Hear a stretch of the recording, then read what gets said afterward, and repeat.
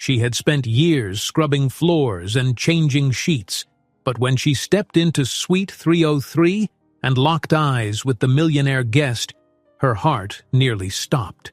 The man who abandoned her, the father of her son, was standing right there, completely unaware of the secret she had kept for years. But before we dive into the full story, let me know where you're watching from and what time it is. Now, subscribe to the channel and let's get started. A single tear slid down Olivia's cheek as she wiped the last marble tile in the grand lobby of the Empire Crown Hotel. It was nearly midnight, and the bright chandeliers reflected on the spotless floor, mirroring her exhaustion. She had been working tirelessly all day, ensuring every corridor, suite, and salon gleamed with the kind of pristine perfection that the hotel's elite guests demanded. At 26, Olivia often wondered how life had led her to this exact moment, kneeling by a marble floor in an opulent New York luxury hotel, wearing a maid's uniform and carrying the weight of a secret that haunted her every waking hour. Outside, the rain pummeled the city streets, a relentless downpour that matched Olivia's inner turmoil. In the distance, drivers honked impatiently as they navigated traffic near Times Square's neon glare. Inside the hotel, however, all remained hushed except for the occasional footsteps of security passing by. Olivia sighed as she placed her cleaning rag into the bucket of soapy water. She had only minutes left before her shift ended and a manager would come by to verify her work. Her thoughts drifted to her little boy, Noah, who was likely already asleep in their small rented room across town. The image of his bright eyes and innocent smile warmed her heart, even after such a grueling day. Noah had just turned 6, and every day he reminded Olivia of both her greatest joy and her deepest pain. Olivia had raised him alone from birth. She had never once mentioned the name of his father in front of her co-workers, nor had she admitted to anyone in the city that Noah's father had no idea he existed. Standing up, she massaged the small of her back. Being a single mother demanded an almost superhuman level of strength. Nights like these, when she felt physically spent, her mind clung to the promise of tomorrow. Noah deserved a better future than a cramped apartment and a mother who rarely had time to catch her breath. But for now, this was her reality, and Olivia refused to complain. She had known adversity from a young age, growing up in a rural town, leaving home at 17 in search of opportunities, crossing paths with heartbreak and betrayal. And yet, the greatest trial had been the day she realized that the father of her unborn child was beyond her reach, both emotionally and financially. A whisper in her earpiece startled her. "Olivia? Front desk calling. Please finish with the suite checkups on the 30th floor. Our VIP guests are arriving tonight. Make sure everything's impeccable." She responded with a polite acknowledgement and set off to the service elevator, her cart of cleaning supplies rolling in front of her. The elevator doors opened into an elegant corridor lined with framed artwork and plush carpeting that absorbed every footstep. Suite 303, she noted, was the farthest corner. Sometimes working in such close proximity to wealth made her feel like an outsider in a world that wasn't hers. But the job was stable, and the pay was just enough to keep food on the table for her and her son. Moments later, Olivia found herself in front of the imposing double doors of Suite 303. The suite was rumored to be reserved exclusively for the wealthiest clients, celebrities, foreign dignitaries, and magnates whose fortunes spanned multiple continents. She had never cleaned it before. A more senior maid usually handled the VIP floors. Tonight, though, schedules had changed, and the responsibility fell to her. The door glided open with an understated click. As soon as Olivia stepped inside, she felt a wave of intimidation. The suite was enormous, featuring floor-to-ceiling windows that showcased the city's sparkling skyline, a marble foyer, and the hush of thick, luxurious drapes. A grand piano stood by the far window, and the faint scent of fresh orchids lingered in the air. On a small glass table near the plush sofa lay an array of business magazines and financial newspapers, Everything was perfect. Her job was simply to confirm that the suite was immaculate for the upcoming VIP arrival. But something felt peculiar in this space, an indescribable heaviness, as if fate itself had guided her into these rooms. She began her routine with professional rigor, checking the linen closet, restocking the bathroom's top-tier toiletries, adjusting the decorative pillows. As she passed the master bedroom, she noticed a row of fresh designer suits hanging in the walk-in closet. Several pairs of polished shoes were lined up meticulously below. Strange, she thought. The manager had insisted the VIP guest would arrive later, yet someone's wardrobe was already here. Perhaps a personal assistant had arrived in advance to prepare everything. With a shrug, Olivia continued her inspection. She moved to check the private terrace, noticing the distant hum of city traffic and the swirling storm clouds above. New York glowed with countless lights, a mix of possibility and heartbreak that she knew all too well. Just then, the suite's door clicked open from the foyer side. Olivia froze. No one was supposed to be inside yet. She had an instant urge to hide. She wasn't expecting the guest to arrive at this hour, and she felt awkward being caught mid-inspection. Carefully placing her cleaning cloth aside, she peered around the corner. A tall figure in a sleek charcoal suit entered, accompanied by two men who appeared to be bodyguards. The overhead light outlined a confident posture, broad shoulders, and a sharp, expensive haircut. Olivia's heart pounded at the realization that the occupant had arrived far earlier than planned. She took a step back, determined to slip out quietly without making a scene. But as she retreated, her shoes squeaked against the marble, echoing throughout the silent suite. The man turned, startled by the unexpected noise. Their eyes met in a moment that stretched longer than a heartbeat. Olivia's breath caught in her throat, and for a split second, she thought her mind must be playing tricks on her. The face in front of her was both achingly familiar and incomprehensibly distant.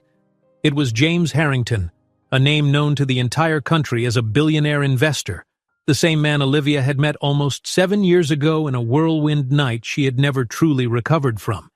He froze with an expression that teetered between shock and confusion. Time seemed to stall as recognition flared behind his steel blue eyes. James stepped forward, his once boyish features now sharpened by years of ambition and success. Olivia's knees nearly buckled beneath her as her mind swirled with memories. That single evening of warmth and laughter, the dashed hopes, the ensuing heartbreak, and the silent sacrifices that led her to raise her son alone. Noah's father, the man who vanished from her life, was now standing inches away, and he had no idea about the child who bore his last name in secret. The tension in the suite intensified. The bodyguards exchanged puzzled glances, uncertain whether the maid was a threat or a startled employee.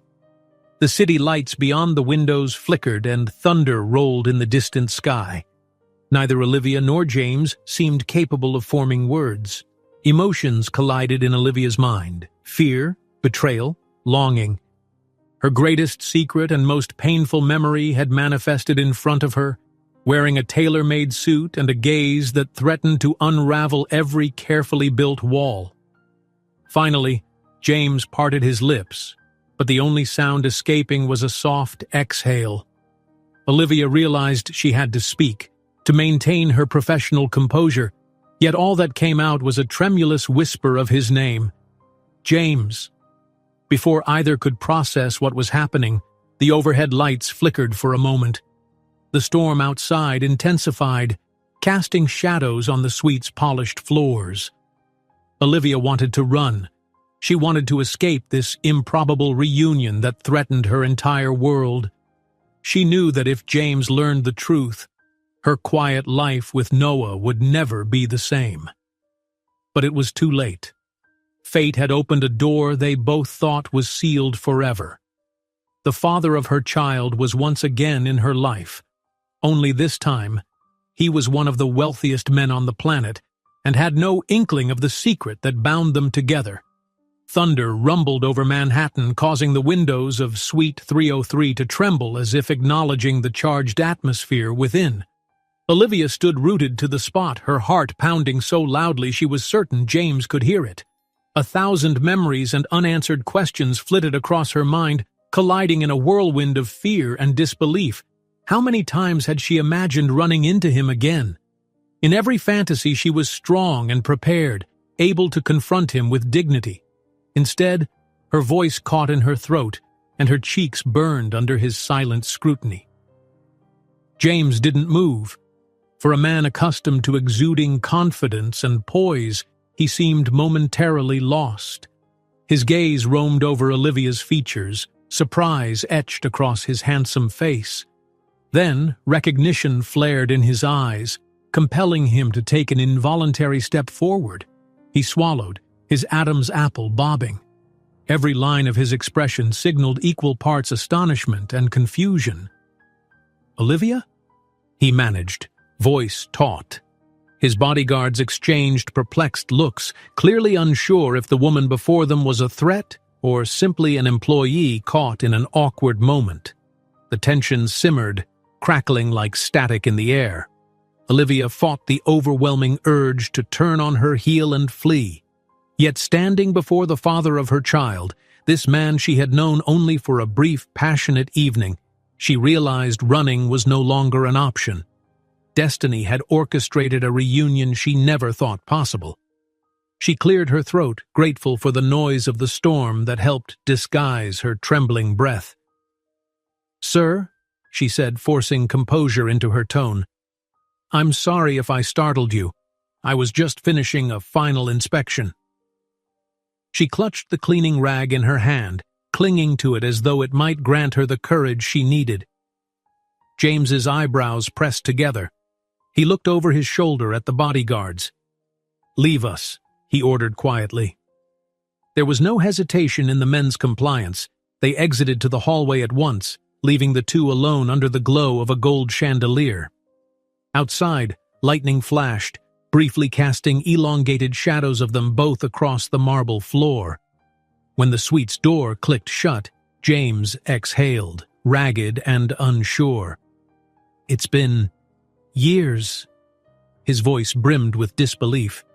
I never imagined—" He paused, searching her face. "How did you end up here?"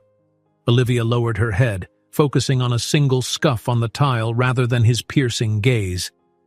She could hardly explain the lifetime of changes that had occurred since that ill-fated night. Fear twisted in her stomach.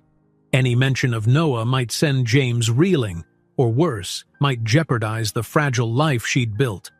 "I've been working here for a while," she replied softly, tucking a loose strand of hair behind her ear. Her uniform collar felt tight, and her mouth was painfully dry. James took another step, bridging the distance between them. He looked the same, and yet utterly transformed, no longer the spirited dreamer with whom she'd shared laughter in a shabby bar all those years ago. Now, he wore the polished aura of a mogul, whose every move dictated headlines. But beneath the expensive watch and custom suit, some part of him remained the same man she once trusted enough to share her body and her dreams. Outside, the storm grew more insistent, the wind a mournful wail against the glass. For a moment, neither spoke, lost in a tumult of unspoken thoughts. Finally, James cleared his throat, adopting the tone of a businessman needing immediate clarity. "When did you start at the Empire Crown?" he asked. His question sounded far too professional, as though he were interviewing her instead of reeling from the shock of seeing her again. "About a year ago. I needed stability," Olivia answered carefully. She was desperate to maintain her composure. The very air between them felt fragile, as though one careless word could shatter whatever delicate peace remained. A loud crack of thunder interrupted them, and both involuntarily glanced toward the windows. The city lights shimmered in the watery haze, accentuating the dreamlike quality of the encounter. James ran a hand through his neatly styled hair, messing it slightly, one of the only outward signs he was truly unsettled. "I want to talk," he said, his voice gentler now. "I realize this is unexpected, but please," his tone almost pleaded, "let's sit, just for a moment." Olivia pressed her lips together, anxiety coursing through her veins. Perhaps she should say no. Perhaps she should vanish and never speak to him again. Yet she also understood this confrontation was inevitable. If not here, if not tonight, then soon. With trembling fingers, she set down her cleaning rag on a side table, nodding her assent. They crossed the plush living area and settled onto a sleek sofa upholstered in champagne-colored fabric. James's phone buzzed, but he ignored it, keeping his attention fixed solely on Olivia. She wondered if he noticed the small, almost imperceptible dark circles under her eyes, a testament to nights spent soothing Noah from fever or nightmares. A wave of maternal protectiveness rushed through her, reminding her that their conversation had stakes that James couldn't possibly fathom. "How have you been?" James asked. I thought you left the city." Olivia inhaled shakily. "I did leave for a while. Things got complicated. I had no safety net, no real direction. Eventually I realized New York was still where the best opportunities might be." She studied her hands, recalling the scattered days of her pregnancy, the tumult of deciding how to raise a child alone. The question gnawed at her. Should she reveal Noah's existence right now? But James, apparently sensing her discomfort, shifted in his seat. "I never forgot you," he admitted quietly, searching her face. "After that night, I tried to track you down. I went back to the bar, but the owner said you'd quit suddenly. I didn't have your number or any way to reach you." Something in Olivia's chest tightened. He had looked for her. She had never imagined that was possible. She'd been convinced she was nothing but a passing fling to a charismatic young man who vanished from her life. Without meaning to, she blurted, "You disappeared. No goodbye, no message." He swallowed, regret flashing across his features. "I received news that my father was ill. I had to fly out immediately to Europe, handle a crisis at our family's business. I assumed I'd be gone for a week at most, but it escalated. By the time I came back, you were nowhere to be found. It wasn't intentional, Olivia." Her emotions churned: anger, relief, confusion. The version of events she'd replayed in her mind for years never involved an explanation like this. She'd convinced herself that James simply hadn't cared, that she'd been a single, disposable evening in an otherwise glamorous life. Now, looking into his earnest gaze, she realized there was more nuance. Still, the pain of those lonely months, and the 6 years raising her son alone, couldn't be erased so easily by a few apologetic words. Leaning forward, James lowered his voice. "I don't want to push you, but I need to know. What happened after that night? Why didn't you wait? Why couldn't we keep in touch?" Olivia's pulse thundered. She forced herself to meet his eyes. With every syllable, she felt the gravity of a secret she had harbored for 6 entire years. "I didn't think there was a place for me in your life," she said, voice trembling. "You come from a world I never knew, with wealth and responsibilities. I barely had enough to pay rent. How was I supposed to fit in?" She almost said more, almost told him everything. But fear leapt up like a wall. What if he tried to take Noah away? James was unbelievably powerful. He owned corporations, flew private jets, possessed more resources than she could fathom. If he learned the truth about Noah, would he welcome his child or resent Olivia for withholding him? James's expression darkened with regret. "I'm sorry you felt that way. I never meant to abandon you, especially not in the sense you must have believed.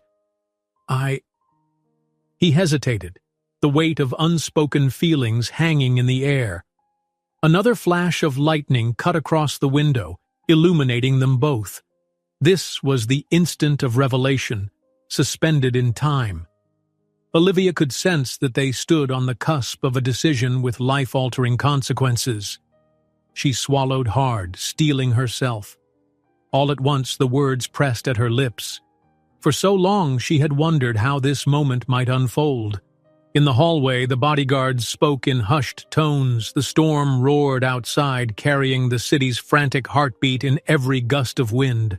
Inside Suite 303, Olivia and James teetered at the precipice of a secret that could rip their lives apart or bind them together forever. The storm's thunderous roar provided a soundtrack to Olivia's jumbled thoughts as she hovered on the edge of confession. The reality of sharing her son's existence with James, this billionaire who dominated headlines, terrified her. And yet, the longing to unburden herself, to finally be honest, pushed her to speak. She could practically feel Noah's presence in her heart, reminding her of both the struggle and the boundless love that filled her daily life. Outside Suite 303, staff whispered to one another, uncertain why the VIP guest's door remained closed. Inside, lightning flashed across the windows, painting fleeting shadows on the suite's lavish walls. James leaned forward, elbows on his knees, studying Olivia with an intensity that took her breath away. "I know I can't change the past," he said softly, "but please believe me. I never intended to hurt you. If there's even the slimmest chance we could move forward, I'd like to try." His words hung in the air. Olivia's chest felt tight. Move forward? The very notion felt simultaneously hopeful and terrifying. She thought of Noah, safe at home under the watchful eye of a kindly neighbor. Noah, who had James's dark hair and the same unwavering stare. Noah, who asked innocent questions about his father whenever he saw other kids playing with their dads in the park. How could she possibly bridge this 6-year gap without shattering the fragile structure of their lives? Her voice trembled despite her attempt to remain composed. "I appreciate your willingness to talk, James, but there's so much time we lost, so many things left unsaid." She paused, choosing her words carefully. "I'm not the same person I was before." James gave a sad nod. "I'm not the same either. My father passed away 2 years ago, and suddenly I had the responsibility of our entire family corporation. The pressure was enormous." He sighed, memories flickering in his eyes. "Still, I never quite forgot the night we spent together. The warmth of it, the sense that I'd finally met someone who saw me for who I was, not just for my name." His candid admission made Olivia's pulse accelerate. Could he sense the unspoken truth lying between them?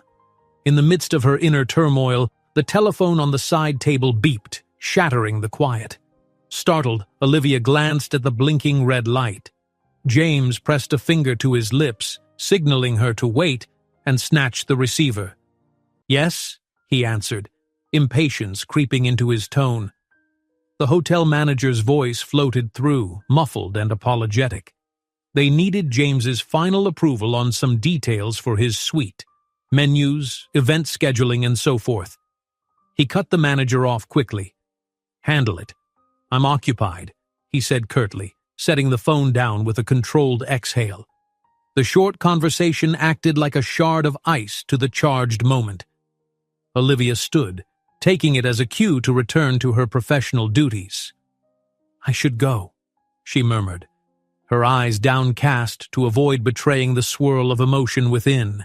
Yet the words left a heaviness in her chest. Part of her yearned to stay, to talk more, to see if there was a safe way to share the existence of their son. But fear had her in its grip.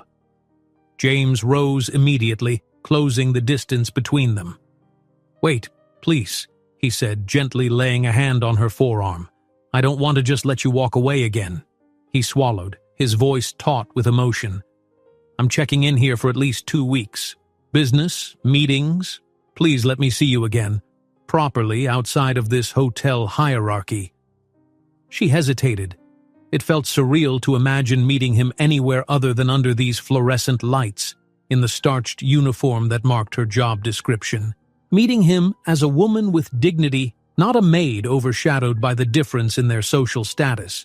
Would it help them find closure, or might it unravel more than Olivia was prepared to confront?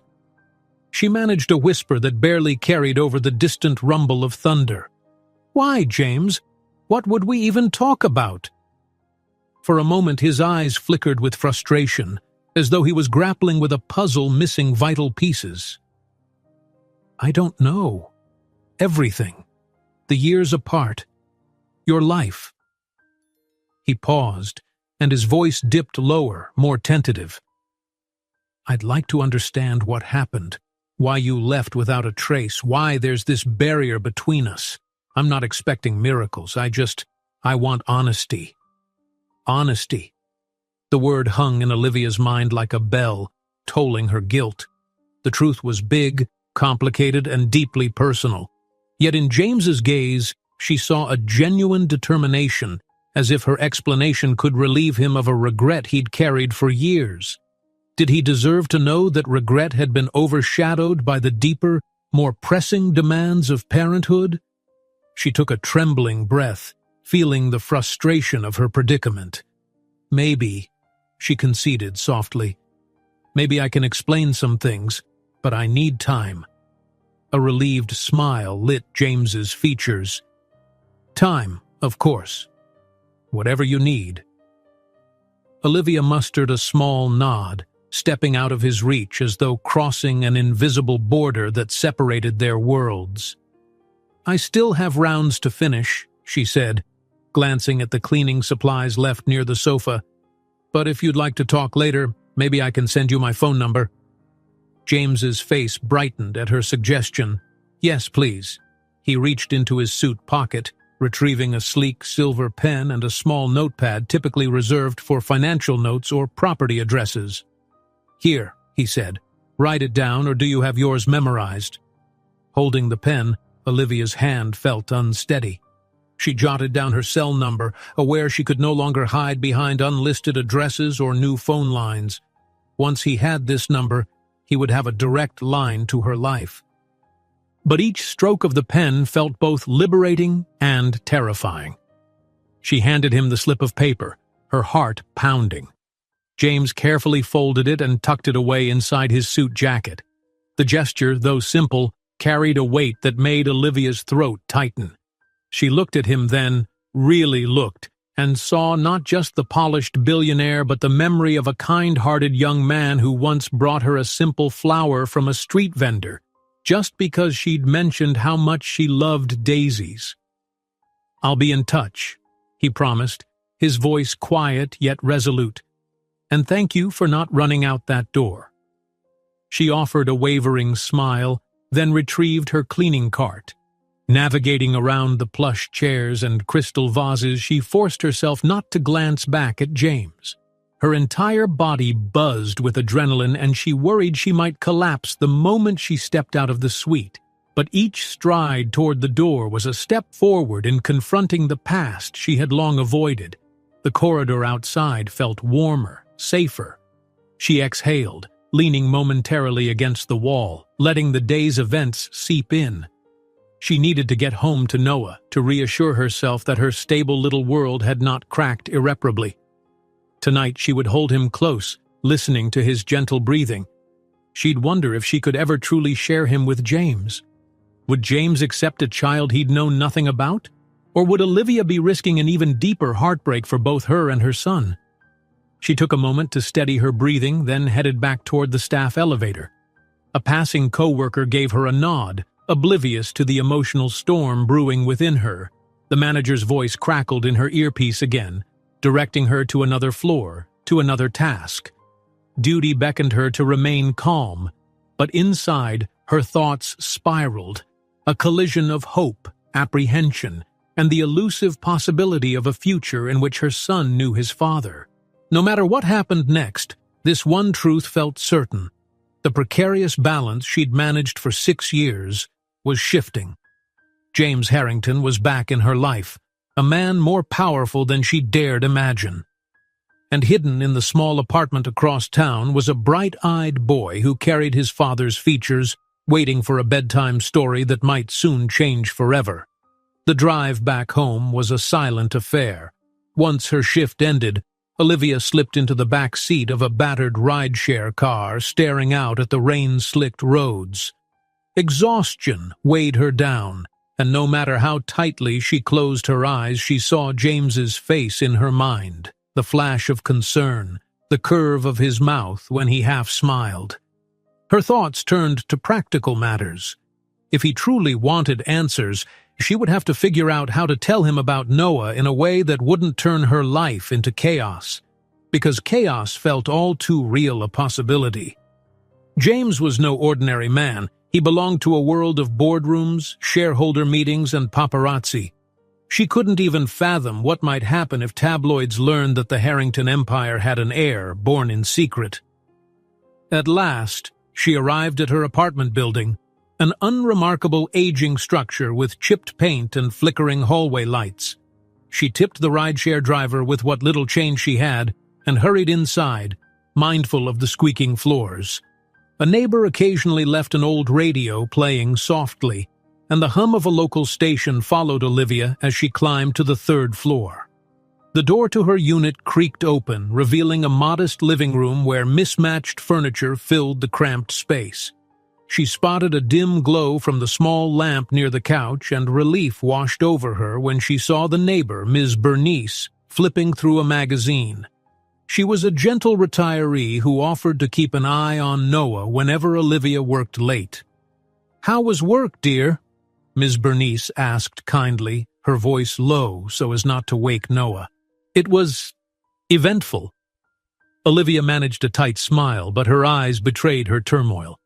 "Thank you again for staying." "No trouble. Little man's fast asleep." Ms. Bernice stood, gathering her handbag and heading for the door. "Everything okay? You look a bit pale." Olivia hesitated. Confiding in anyone, even Ms. Bernice, felt risky. "Just tired," she whispered finally. "Long shift." With a sympathetic nod, Ms. Bernice left, closing the door softly behind her. Olivia stepped into the bedroom she shared with her son. Noah lay curled under a patchwork quilt, his mouth slightly open, one arm flung across the pillow. Peace radiated from his small form, reminding Olivia why she had sacrificed so much to keep him safe. Quietly, she slipped off her shoes and changed into an old t-shirt and shorts. She sat on the edge of the bed, brushing her fingers gently through Noah's dark hair. In sleep, he resembled James more than ever. The similarity was undeniable, the same thick lashes, the same subtle arch in his brows. Tonight, it was impossible to pretend otherwise. As thunder rolled in the distance, Olivia pulled the quilt more securely around Noah's shoulders. She vowed to protect him no matter what, even if that meant shielding him from the father who had unknowingly left them behind. But glancing at Noah's peaceful face, she couldn't deny that a fragment of her heart yearned for a life where father and son could recognize each other. A family, a second chance, words that once felt too big to imagine. Sleep beckoned, but her mind raced with questions. Would James call? Would he show up unexpectedly? What if he demanded to meet her child? Fear and hope collided, refusing her any simple answers. With trembling hands, she turned off the small lamp. In the darkness, she listened to Noah's breathing and the beating of her own heart. She had learned long ago that every choice carried consequences, but none had been as dire or far-reaching as the one she faced now. Tomorrow, everything might change. Morning light filtered through the thin curtains in Olivia's modest apartment, painting the walls with a subdued glow. She blinked awake, momentarily disoriented, until the sound of distant car horns reminded her it was another day in New York. A soft weight pressed against her side, and she turned to see Noah curled up with a stuffed dinosaur, his dark lashes resting on his cheeks. The peace of that simple moment almost made her forget the storm of the night before, both the literal thunder and the emotional cyclone named James Harrington.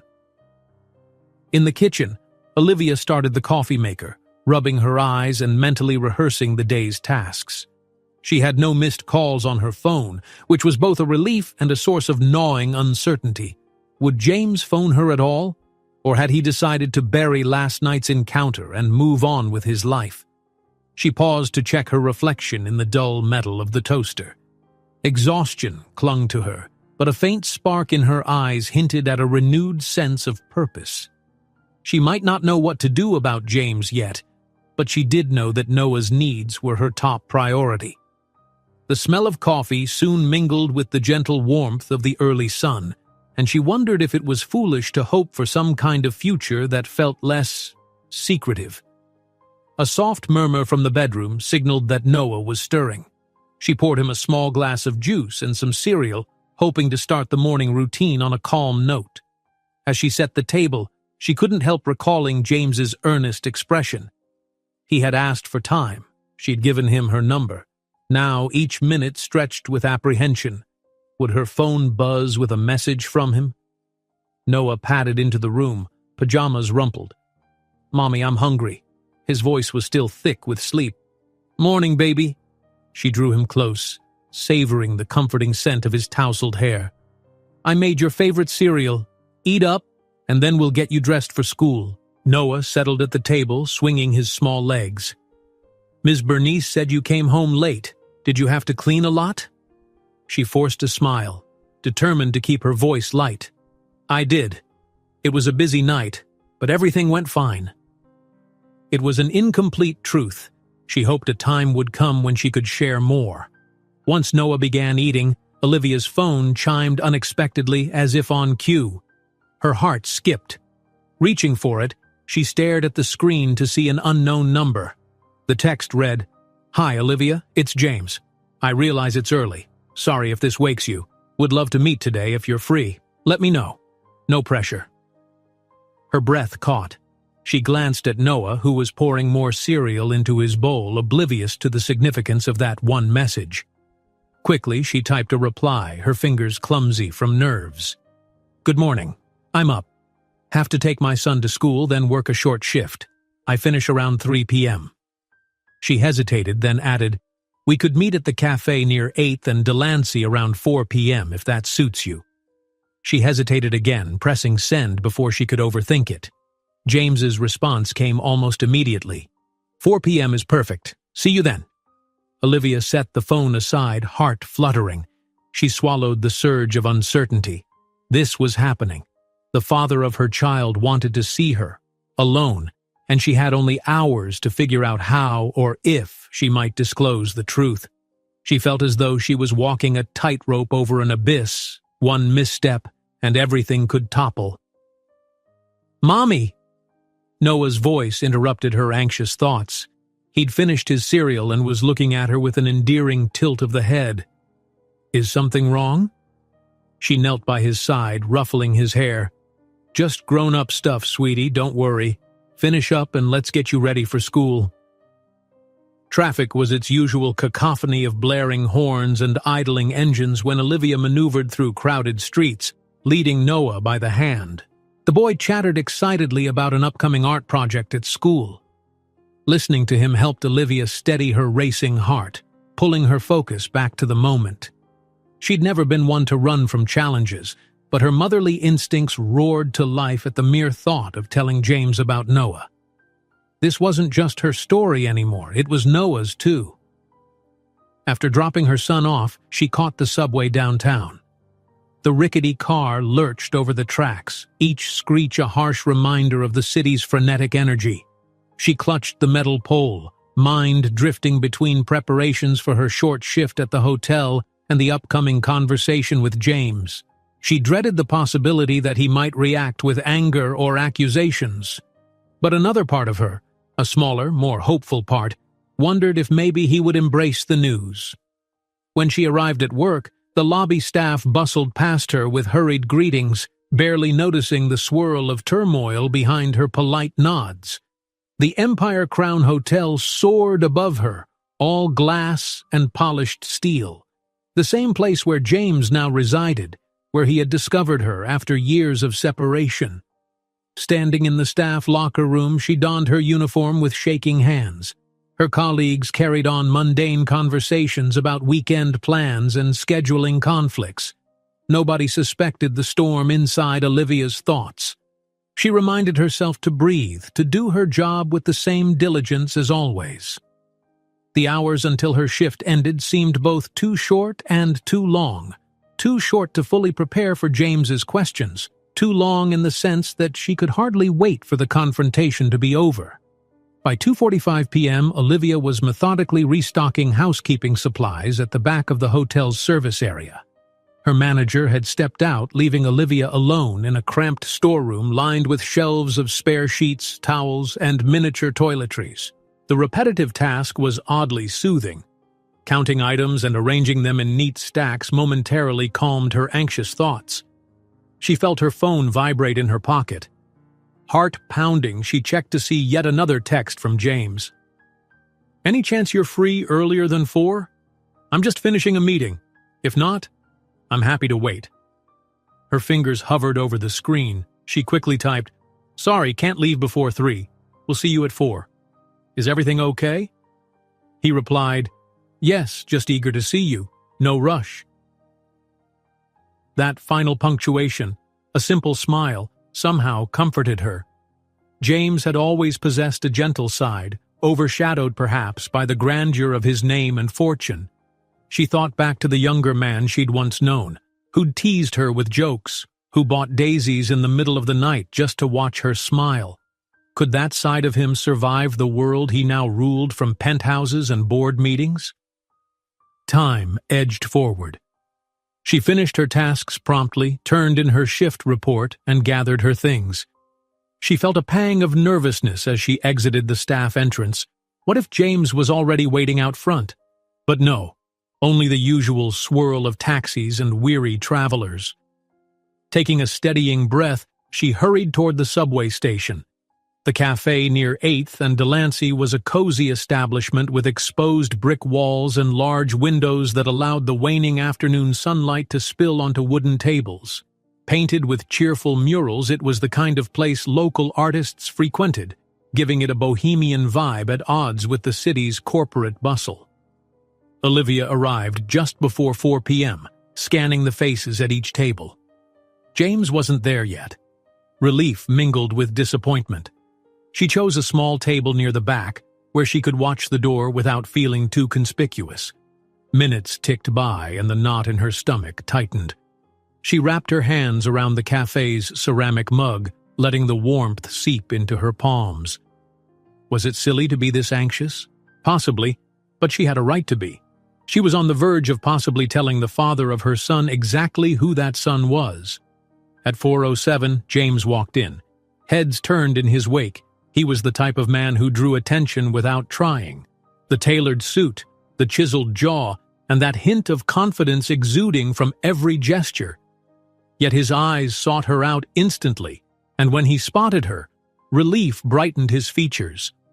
Crossing the cafe in brisk strides, he removed his sleek overcoat and draped it over a chair before taking a seat across from her. "You came," she said quietly. He offered a small, genuine smile. "I said I would." His gaze flickered over her face, concern emerging as he noticed how tense she was. "How are you?" "I'm okay." A lie, perhaps, but a gentle one. James signaled to a passing waitress, who approached with a menu. "Anything for you both?" she asked politely, clearly dazzled by James's presence. He gave a quick request for an espresso, and Olivia ordered a mint tea, her stomach too knotted for anything heavier. When they were alone again, he folded his hands on the table, pausing as if uncertain how to begin. "I'm glad you agreed to see me. There's a lot I want to ask you, but I don't want to push." She stared into her teacup, heart accelerating. "You're free to ask," she managed, her voice quieter than she intended. He leaned closer, tone hushed. "After that night years ago, I felt like we had a connection that went beyond a passing fling, but when I came back and you were gone..." His jaw tightened, as though reliving the memory still stung. "I told you about my father's illness. That was all-consuming, yet the regret never left me. I should have tried harder." She swallowed, each word of his an echo of her own regrets. "It was complicated, James. I didn't have the resources to go searching for you, and I was scared. You come from a world so different from mine." He nodded, eyes intent. "I get that. But if I had known..." A flicker of pain crossed his face. "I just wish I could have been there for you." Olivia's throat felt tight as she steeled herself for the truth. The fleeting clang of cups and laughter from other patrons seemed distant. "James," she started, forcing herself to look him in the eye. "There's something I need to tell you, about what happened afterward. About me." She paused, the tension climbing in her chest. Every inch of him seemed to brace for her words. "I'm listening." In that tiny instant, the coffee shop felt like it held its breath. Olivia's pulse thudded. She opened her mouth, preparing to voice the truth she had concealed for 6 long years. A truth named Noah. "After that night," she began, but the next words lodged in her throat. Before she could continue, the waitress returned with their drinks, flashing a bright smile. The sudden interruption forced Olivia to pull back. She inhaled sharply, trying to calm the surge of adrenaline. James gave a polite "thank you," watching the waitress retreat before refocusing on Olivia. She avoided his eyes, stirring her tea to buy herself a moment. Telling him in public, in front of curious patrons, felt dangerously exposed. Maybe she needed more privacy, more time to prepare for the torrent of emotion this revelation would unleash.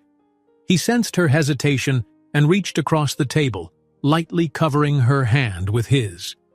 "Hey," he said gently, leaning in. "We can go somewhere else if you'd rather. We don't have to do this here." His quiet empathy nearly undid her. She swallowed the lump in her throat.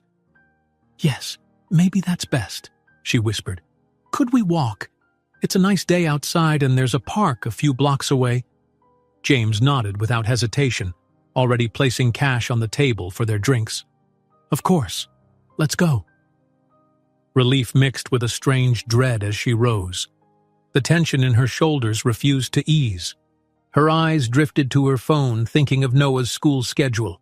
She had a short window before she had to pick him up. If she revealed the truth now, would James demand to see him today? She couldn't let her mind spiral. Step by step, she told herself. Confession first, then she would handle the rest. As they exited onto the bustling sidewalk, neither noticed the subtle figure in a dark hoodie leaning against a nearby lamppost. Eager to remain unseen, he adjusted his phone's camera, capturing a few quick shots. In the city that never slept, anonymity was a luxury neither of them truly had, especially not James Harrington, whose every public move stirred the interest of opportunists and tabloids alike. Oblivious to that silent observer, Olivia and James turned the corner, side by side, the noise of traffic following them. She wondered if, by nightfall, James's entire world would be turned upside down, and whether her own, so carefully held together, would finally crumble. The late afternoon sun bathed the city streets in a warm, golden glow as Olivia and James navigated the bustling sidewalk. Horns blared in the distance, and pedestrians surged around them, everyone with somewhere to be. They walked side by side, careful not to bump shoulders with the throng of office workers heading home. Although they barely spoke, an electric anticipation pulsed between them, building toward the moment Olivia would finish what she had tried to say in the cafe. Just a block ahead, a neighborhood park offered an oasis of green amidst concrete towers. Olivia led James through a decorative wrought iron gate, and the atmosphere softened immediately. Parents supervised toddlers on a small playground, joggers circled a paved path, and older couples rested on benches beneath leafy trees that rustled in a mild breeze. Searching for privacy, Olivia spotted an empty bench near a pond where ducks glided lazily. They sat down, the air carrying a hint of fresh grass and pond water. Sunlight filtered through the branches overhead, casting dancing shadows across the bench. For a moment, neither spoke. The city's din seemed miles away, muffled by the park's gentle calm. Olivia inhaled slowly, willing her heart to steady. This was the best chance she'd have to reveal the secret she'd guarded for 6 years. James was the first to break the silence. "Thank you for agreeing to talk. I know this can't be easy." He glanced sideways, his expression open, tinged with concern. "If there's anything you want me to know, whatever it is, I'm prepared to hear it." Bracing herself, Olivia clenched her hands on her lap. "I've thought about what to say to you so many times," she began softly. "But actually doing it is—" She paused, clearing her throat. "It's terrifying." James turned to face her fully. "Take your time." She closed her eyes, inhaling the crisp air, then exhaled. "After that night we spent together, I was alone, James. Really alone. You'd disappeared and I had no way of contacting you, but—" She swallowed, her pulse thrumming in her ears. "I soon discovered I was pregnant." Silence seemed to flood the park, even though children still squealed on the playground and joggers' footsteps thudded on the path. James's eyes widened, understanding striking him like a bolt of lightning. "Pregnant?" he repeated, voice barely above a whisper. Olivia nodded, tears pricking at her eyes. "Yes. I found out about a month after you left." Her voice trembled, but she forced herself to continue. "I had no money, no family support. I was scared. I worried what you or your family might do if you found out. You're wealthy, powerful. I couldn't imagine we'd be welcome in your world." James's expression melted into anguish mixed with shock. Why didn't you tell me? I would have helped. I would never have turned you away." She tried to compose herself, ignoring the sting in her throat. "I didn't know that. I only saw a man who vanished after one night. I thought maybe you'd known and chose to leave, or that I was just a fling. By the time I realized you'd gone for genuine reasons, it was too late.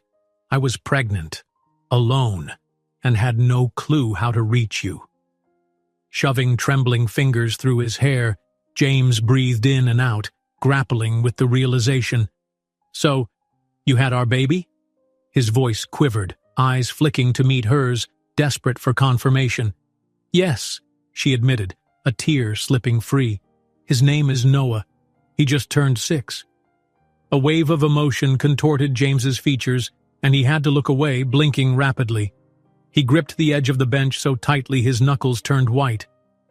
6 years? I have a son?" He whispered the question, as though doubting his own voice. Olivia's next exhale shook with pent-up tension. "Yes, a son. He's healthy, bright, and wonderful. He looks so much like you at times, it's overwhelming."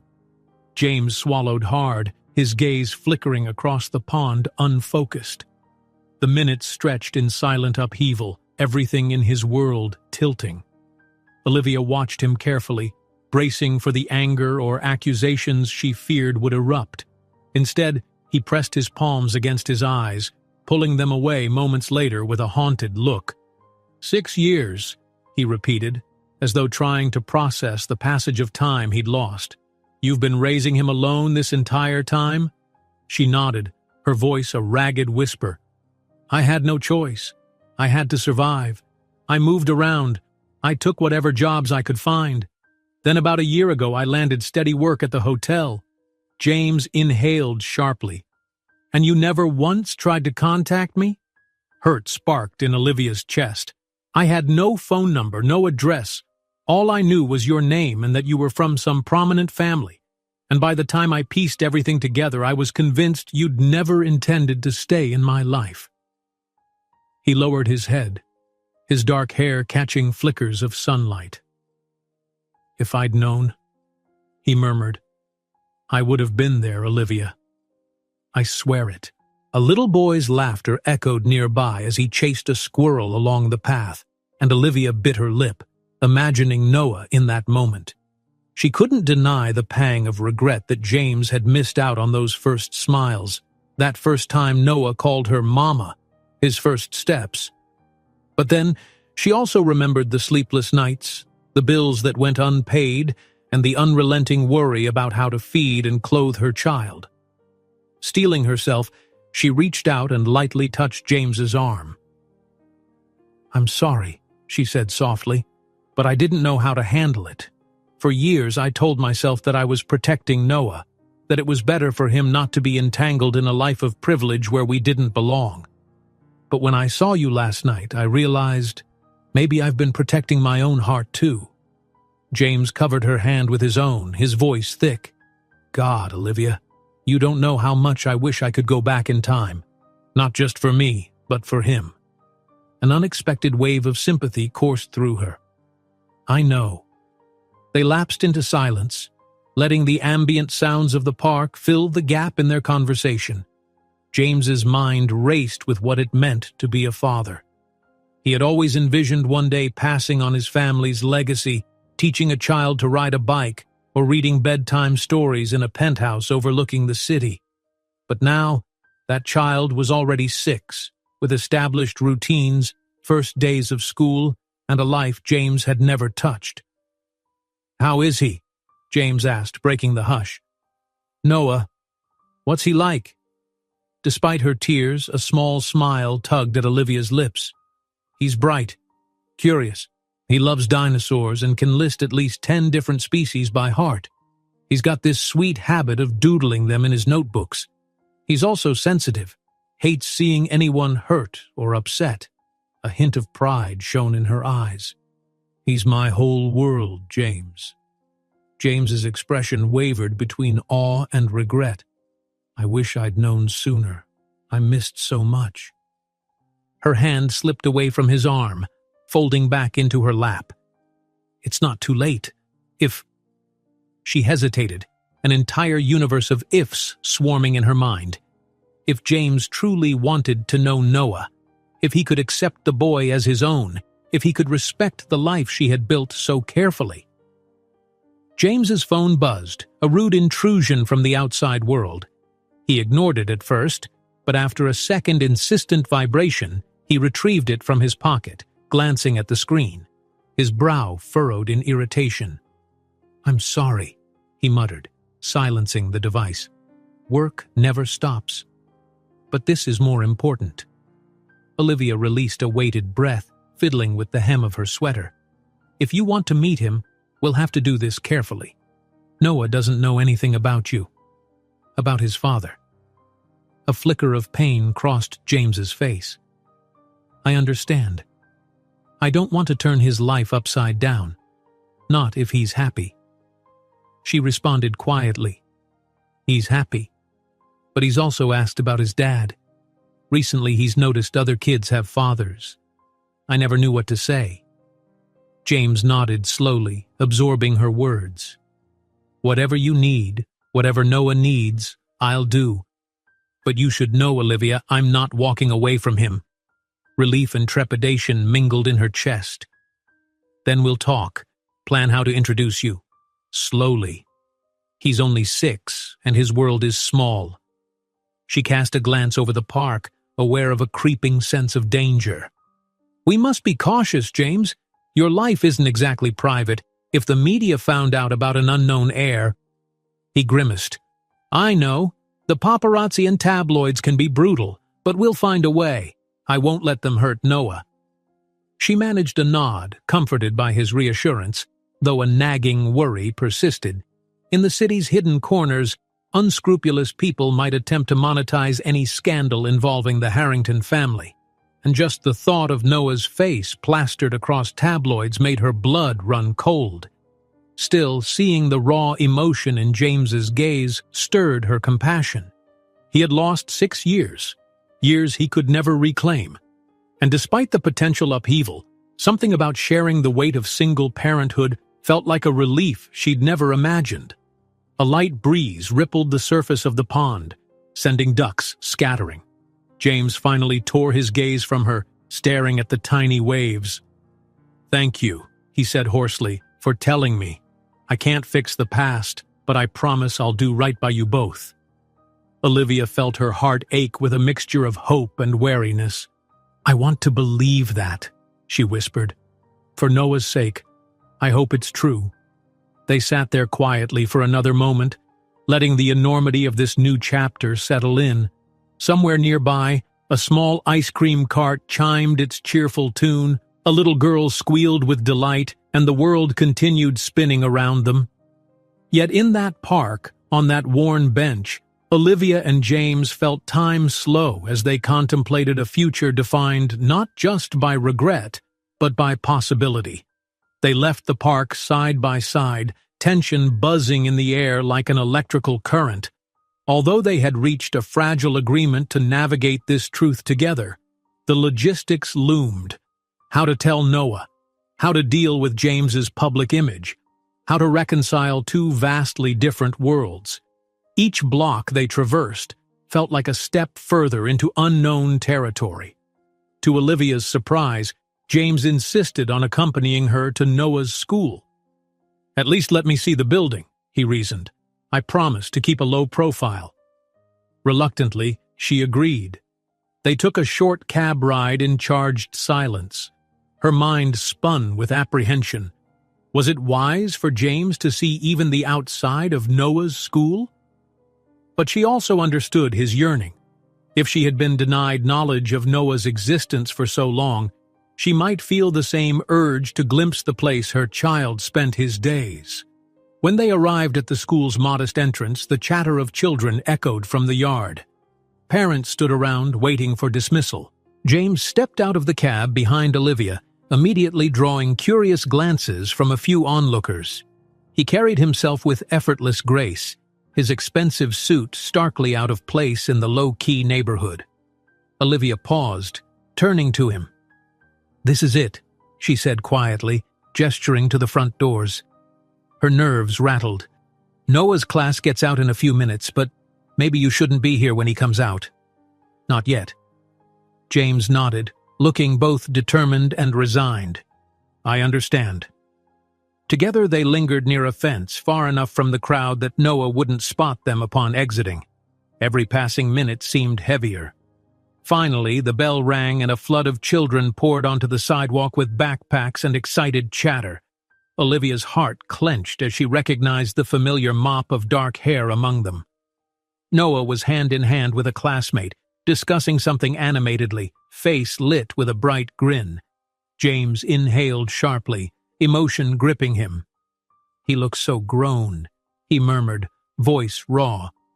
From this distance, he absorbed every detail, Noah's carefree laughter, the shape of his small nose and chin echoing James's own. A swirl of regret and longing passed across James's face. Noah spotted Olivia. "Mommy!" he called cheerfully, releasing his friend's hand. He raced forward, backpack bouncing on his shoulders. A wide smile illuminated his face, eyes crinkling in joy. Olivia stooped to greet him, arms wide. "Hey, buddy, how was your day?" While Noah launched into a giddy explanation of a new dinosaur coloring sheet, James hovered behind, half concealed by the fence's angle. He watched, silent and transfixed, witnessing a moment that most parents took for granted. The pang in his chest felt overwhelming, like a missed heartbeat. Unaware of the extra pair of eyes, Noah concluded, "And Ms. Carlson said my T-Rex was the best in the class." Olivia forced a laugh, ruffling his hair. "I can't wait to see it." She swallowed, glancing covertly at James. She saw the sorrow etched into his features and felt an ache in her own heart. This was no time to introduce them. Not yet. Noah's life might shatter with confusion if she dropped the news in the middle of a sidewalk. Taking Noah's hand, she began to walk away. She cast one final glance over her shoulder at James. Their eyes met, his flooded with gratitude and longing, hers tinged with worry and a reluctant hope. Then she turned back, heading down the street with Noah in tow, leaving James to watch them disappear into the city's endless current. Standing alone, James let out a shaky breath. Reality hit him harder than any business deal he'd ever faced. He had a son who was already forging his own identity, whose life he knew nothing about. And though his heart brimmed with a mix of awe and grief for lost time, an unwavering resolve ignited in him. He would find a way to be the father Noah deserved, no matter how complicated or painful the path might be. Just as James signaled for a waiting car, he felt the vibration of his phone. Retrieving it, he saw an anonymous text. "I have photos you might want to see, unless you prefer them in tomorrow's headlines." Contact me for details." A chill crawled across James's skin. Who had photographed him and Olivia, and how much had they captured? Fury mixed with dread. He had just discovered he was a father, and already the vultures circled. Glancing back toward the route Olivia had taken, he clenched his jaw, promising himself he would protect them both, no matter who threatened to profit off their lives. He climbed into the back seat of his car, gravel crunching under the tires as it pulled away from the curb. The city's skyline rose ahead, its endless windows glinting in the late afternoon sun. Within that shimmering maze, fresh trials awaited. Blackmail, tabloids, and a child who needed answers. But James clung to a single certainty. Fatherhood was not an obligation he intended to shirk. Whatever the cost, he was resolved to step up and claim the family he never knew he had. Olivia's footsteps sounded hollow in the quiet hallway of her apartment building. Balancing Noah's backpack and her own purse on one arm, she unlocked the door to their small unit. A distinct unease, the product of the day's revelations, shadowed her thoughts. She couldn't stop picturing James standing outside Noah's school, his expression so raw and unguarded. The pang of guilt for depriving her son of a father for 6 years gnawed at her heart. But she also remembered her desperation during that pregnancy. No resources, no hope of even locating James if she tried, and the certainty that his ultra-wealthy family might look upon her with disdain. Noah ran ahead, dropping his backpack on the floor. "Mommy, can I show you my dinosaur drawing now?" His voice radiated excitement, oblivious to the tension that filled Olivia's chest. She forced a smile, pushing aside her worry for his sake. "Of course, baby. Let's take a look." Dropping her keys on the small table by the door, she crouched down while Noah fished out his drawing from a folder. It depicted a bright green T-Rex with spiky teeth, pretty fearsome for a 6-year-old's creation. Olivia praised his work, tracing a finger over the uneven crayon lines. "Wow, Noah, you're getting so good. This T-Rex looks ready to stomp around." He grinned proudly, then scampered to the kitchen. "Can we have mac and cheese for dinner?" The sight of his animated face warmed Olivia's heart. She could almost forget the swirling chaos in her life. "Sure thing," she said, following him. "But you need to promise me you'll eat some vegetables too." Noah wrinkled his nose theatrically. "Okay, Mommy. Broccoli, I guess." His mock reluctance made her laugh. She set about preparing a simple meal. While water boiled for the pasta, she busied herself chopping the broccoli, stealing glances toward Noah rummaging in the living room for his box of crayons. Her phone vibrated in her pocket, and her pulse instantly spiked. With James's reemergence, every ring or message felt more critical than ever. Drying her hands on a towel, she checked the screen. It was James. "Just wanted to see if you and Noah got home safely. Hope all is well." Her chest tightened, an unfamiliar blend of comfort and anxiety. She replied, "Yes, we're home, making dinner. He has no idea you were nearby." Within seconds, his response arrived.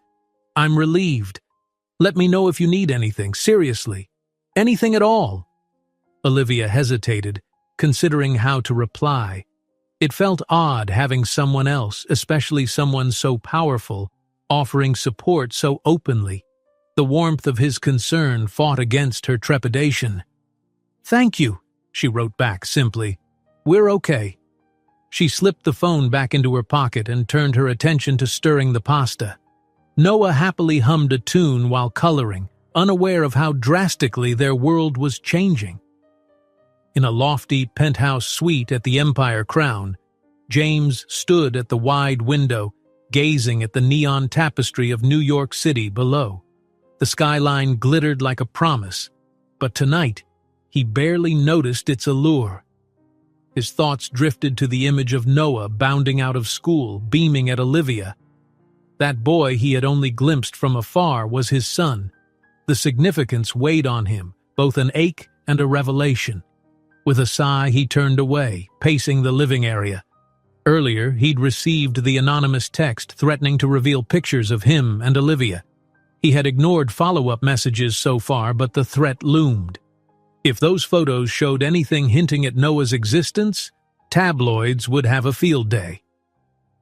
The hotel's top-floor windows rattled faintly under the push of wind, but James's mind remained fixed on his predicament. He dialed his longtime personal attorney, a man well accustomed to crises. The call rang once before the attorney answered, a steely efficiency in his tone. "Mr. Harrington? Everything all right?" James grimaced. "I have a situation. Someone's threatening to sell photos of me, possibly with personal details. They used an unknown number, claiming they'd release them to the press. We need to handle it quietly." There was a brief silence on the line. "Understood. I'll look into tracing the number and advise on damage control. Do you have any idea what they might show?" James hesitated. "They might involve someone from my personal life I've just reconnected with. This stays confidential, Roger. I'm serious."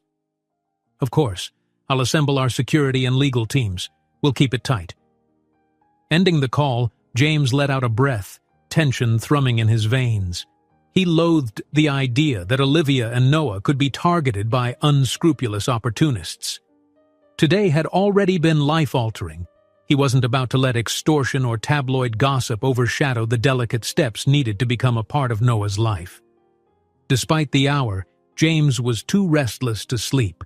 He sank into one of the suite's plush armchairs, rubbing his temples as a mild headache pulsed. Every passing minute brought new questions. How would they tell Noah he had a father? What would Noah think of him? Would Olivia ever trust him enough to let him fill the role of a dad? His phone flashed again, and he braced for more blackmail attempts. Instead, it was a text from his mother, checking on him. Usually, he dismissed or postponed her messages. Their relationship had grown distant, overshadowed by the demands of the family business. But tonight, the mention of family meant something entirely different. He typed a quick reply, a rote "all is well" message, and tossed the phone aside, exhaling. Within him, a protectiveness he'd never felt bloomed into a fierce desire to shield his newfound family. He vowed to use every resource at his disposal to ensure no one exploited his son. Meanwhile, back in Olivia's apartment, dinner was finished, dishes washed, and Noah was in pajamas, yawning. She tucked him into bed, smoothing the blankets around his shoulders. "Mommy?" he asked, clutching his dinosaur plush. "Remember when I asked about my dad?" Her heart fluttered, startled by the timing. "Yes?" Noah's brown eyes searched hers. "Do you think he'll ever come back and meet me someday?" Olivia's throat tightened. In the dim glow of the bedside lamp, she stroked his hair gently. "Maybe," she whispered, forcing a small smile. "And if he does, I'll be with you every step of the way, okay?" Nodding, Noah let out a sleepy hum, his eyelids drooping. "Okay," he murmured, drifting into slumber within moments. Olivia lingered, watching his peaceful face. Could she ever have imagined that one day she'd be close to telling him the truth? After all those years of telling half answers to his questions, some families have just a mom or just a dad. The reality of James's existence was no longer something she could ignore. In the living room, her phone lay on the couch, a silent reminder of the bridge being built between her old life and James's world. She wondered if one simple text might open an avalanche of complications. Then again, perhaps it would also bring Noah something he'd always been missing. With no appetite for rest, she settled at the small kitchen table. She pulled out a tattered notebook, one she used to track finances and plan her busy schedule. Tonight, though, she flipped to a blank page, hesitated, and started writing down a few lines. Trying to organize her thoughts, she scribbled out, "Tell Noah there's someone who wants to meet him. Plan a safe, calm introduction. Somewhere comfortable. Ensure no press, no strangers around. Discuss boundaries with James." She paused, tapping the pen. A wave of uncertainty crashed over her. Was she naive to think they could keep this matter private? Billionaire heirs didn't exactly slip under the radar. One paparazzo, one leak, and their faces could be everywhere. Noah would be the child of a media sensation, something Olivia had tried desperately to avoid. But she remembered James's voice in the park, low and determined, "I won't let them hurt Noah." A small ember of trust ignited. James's sincerity felt genuine, and the memory of him watching Noah from across the schoolyard, his eyes filled with paternal longing, had shaken her. He cared, and the weight of that realization eased a fraction of her fear. Before long, she closed the notebook, exhaustion creeping up on her. Another day of housekeeping duties awaited, but more importantly, a day closer to the next conversation with James about how best to move forward. She whispered a goodnight to the shadows of her living room and headed to bed, where she curled beside Noah, like she had in the earliest years. The rhythmic rise and fall of his small body lulled her until eventually she drifted into a restless sleep. The next morning broke gray and damp, hinting at drizzle. At the Empire Crown, James was already awake, pacing with a phone pressed to his ear. His attorney Roger provided updates on the mysterious text messages. They traced the number to a disposable SIM card, making it nearly impossible to identify who was behind the threat. However, they did confirm that some digital photos of James and Olivia were being quietly shopped to lower-tier gossip sites. "It hasn't hit major outlets yet," Roger said, his tone brisk. "But if we don't act, it'll spread fast. People are curious about any new woman in your life, especially someone who doesn't fit the usual social circle." James clenched his free hand into a fist. "I'll pay to keep it under wraps, whatever it takes." "There's no guarantee hush money will keep them quiet," Roger cautioned. "We might want to craft a press statement preemptively or secure an injunction." Press statement? About his private life? When he'd just learned of his son's existence? James's annoyance flared. "Not yet. I'm not letting them manipulate me. Keep me posted." He ended the call, frustration knotting his forehead. He had a business empire to manage, global investors demanding his attention, yet his mind was fixated on protecting Olivia and Noah. The thought that unscrupulous vultures would exploit the situation enraged him. He'd fight it. He was a Harrington after all, and if there was one thing he'd inherited besides wealth, it was resolve. Scoffing at the idea of breakfast, James dressed in a crisp shirt and dark slacks, ignoring the suits lined up in his closet. Today, he had no scheduled board meetings, but he needed to check in at the office to maintain some semblance of normalcy. Yet, at the forefront of his plans, he vowed to find a quiet hour to see Olivia again. They couldn't wait too long to address the next steps. Back in her cramped apartment, Olivia coaxed Noah through his morning routine, reminding him to brush his teeth longer and check his backpack for homework. She poured cereal for him and sipped coffee from a chipped mug. On the TV mounted to the wall, a local news channel droned about city council updates and weather. Normally, she paid it little attention, but a sudden mention of James Harrington caught her ear, making her freeze. She hurried to turn up the volume. A news anchor flashed a wide smile. Speculation continues around billionaire James Harrington's personal life. Sources claim he was seen in the company of an unidentified woman near Delancey Street. Our entertainment affiliates hint at exclusive photos emerging. Meanwhile, Harrington's representatives have declined to comment. Olivia's heart plummeted. She snatched up the remote, switching the TV off before Noah could catch on. Her hands shook. If the media was already buzzing, how long until they learned her name? Until Noah's face was plastered across tabloid pages?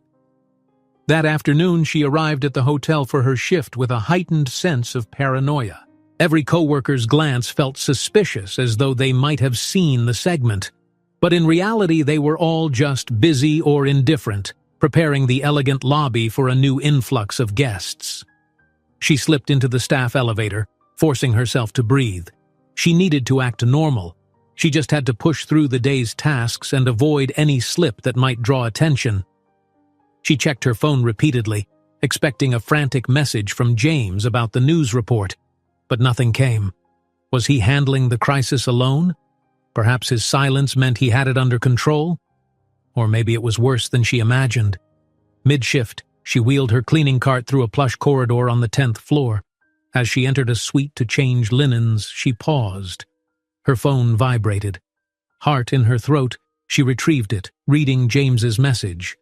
"I'm sorry about the media chatter. We're containing it. Are you okay?"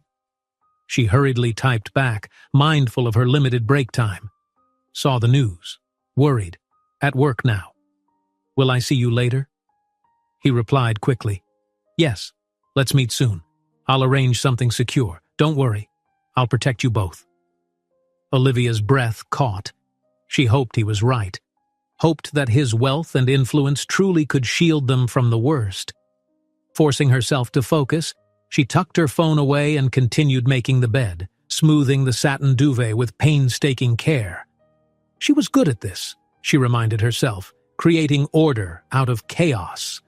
But no amount of neatly folded sheets could tame the tumult of her life right now. In the end, she repeated a mantra in her head as she worked. James knows. He's not running. He wants to help.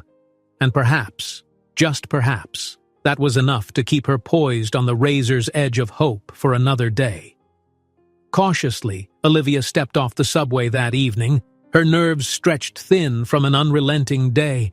She clutched her bag close, glancing around to ensure no stranger followed her through the crowd. The local news had continued fueling rumors of James Harrington's secret liaison, a swirl of gossip she feared would soon lead straight to her. After a lifetime of modest anonymity, the idea of public exposure terrified her. She inhaled the crisp city air, forcibly calming herself. Right now, she needed to get home to Noah. Her neighbor, Ms. Bernice, had offered to babysit again. Olivia pushed open the entrance to her apartment building, the fluorescent hallway lights flickering erratically. The hum of a distant radio from another unit filled the corridor. When she reached her door, she heard a gentle laugh from inside. Noah's high-pitched giggle. Relief washed over her. She stepped inside to find Ms. Bernice reading a well-worn picture book aloud, her gray hair leaning close to Noah's wide eyes. "Oh, Olivia," Ms. Bernice said softly, marking the page with a finger. "I was just finishing a story for him." "Thank you. I'm sorry for the late hour." Olivia placed her keys on the kitchen counter. "I'll take over now. I'll get out of your way." Ms. Bernice stood up, smoothing her cardigan. Her gaze fell on Olivia's tense expression. "Everything all right, dear? You look a little pale." Olivia mustered a forced smile. "I'm fine. Just a crazy day at work." Ms. Bernice gave her a sympathetic nod but didn't push further. After saying goodnight to Noah, she left. Olivia crouched by her son, brushing back his hair. He looked up at her with that trusting gaze. "Mommy!" His face lit up. "Guess what? I got a star sticker in class for helping clean up the crayons." She gathered him into a hug. "That's wonderful, sweetheart. I'm so proud of you." He beamed, then wrinkled his nose in curiosity. "You smell like the hotel, Mommy. Like soap and those little shampoo bottles." She had to laugh at his description. "That's my fancy perfume," she teased, poking his nose affectionately. But the light mood didn't extinguish her deeper concerns. How long would this simple innocence last if cameras started appearing on their doorstep? After Noah was tucked into bed, Olivia went through the motions of tidying up. She was about to settle onto the couch and scroll her phone for any updates from James when a sharp knock startled her. Heart in her throat, she crossed the small living room. "Who is it?" she called softly through the door, hoping not to wake Noah. "It's me," came the familiar deep voice. "James?"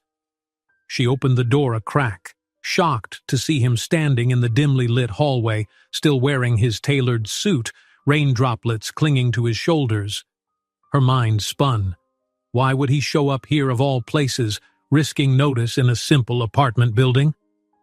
"Oh my God," she hissed, ushering him in quickly before any neighbors peered out.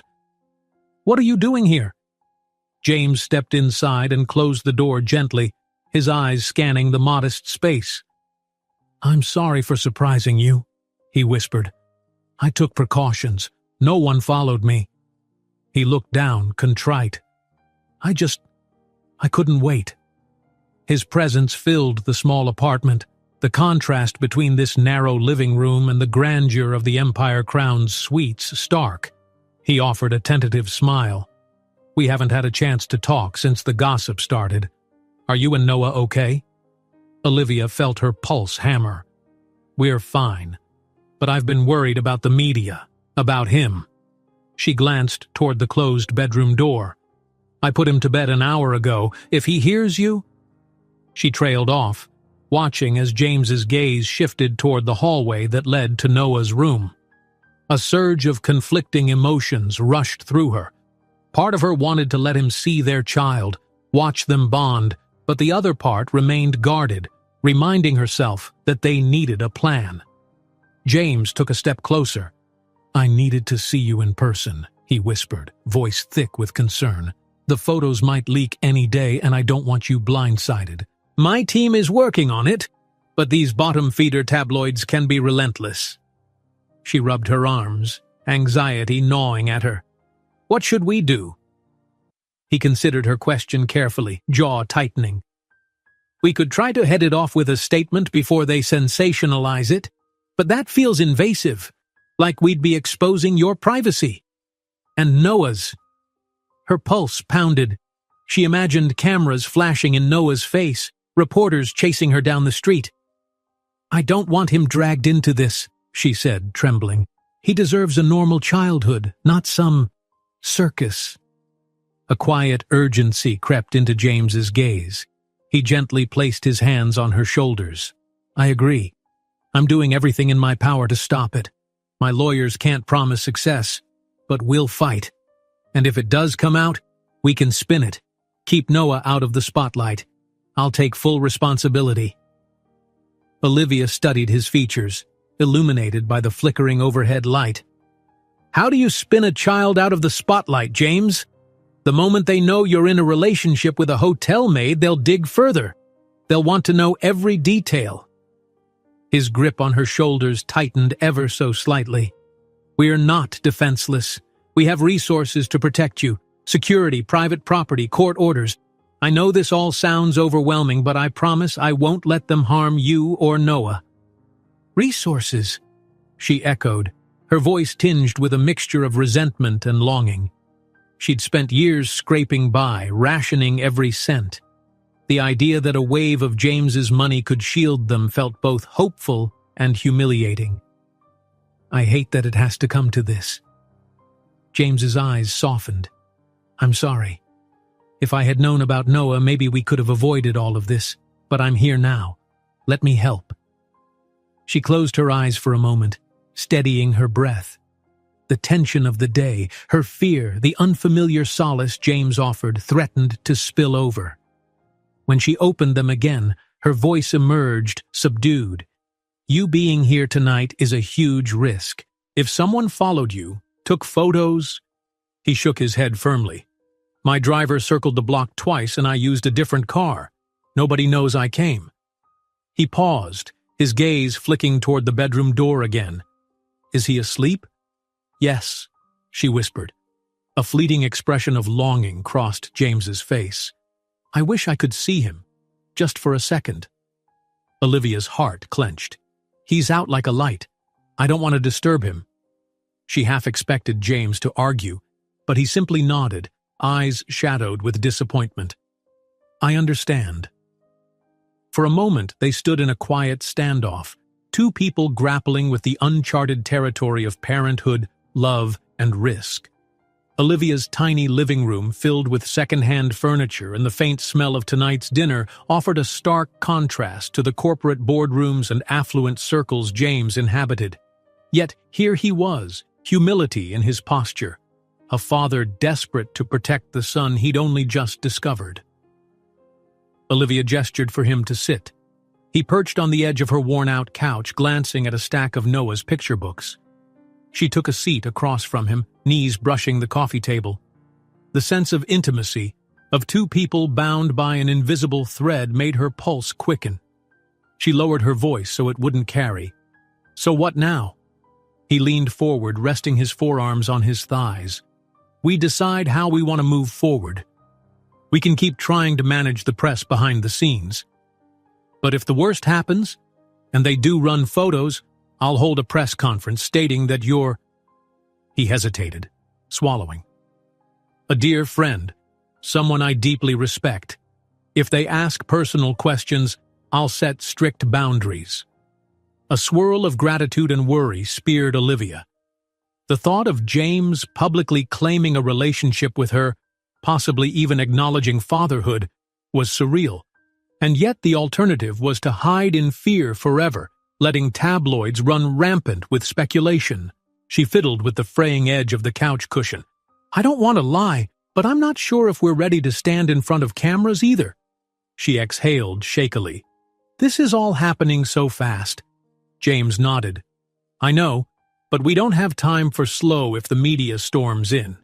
They stared at each other, both wrestling with the monumental implications.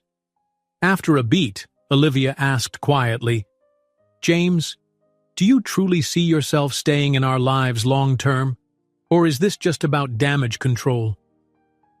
The question hung in the air, raw with vulnerability. She needed an honest answer.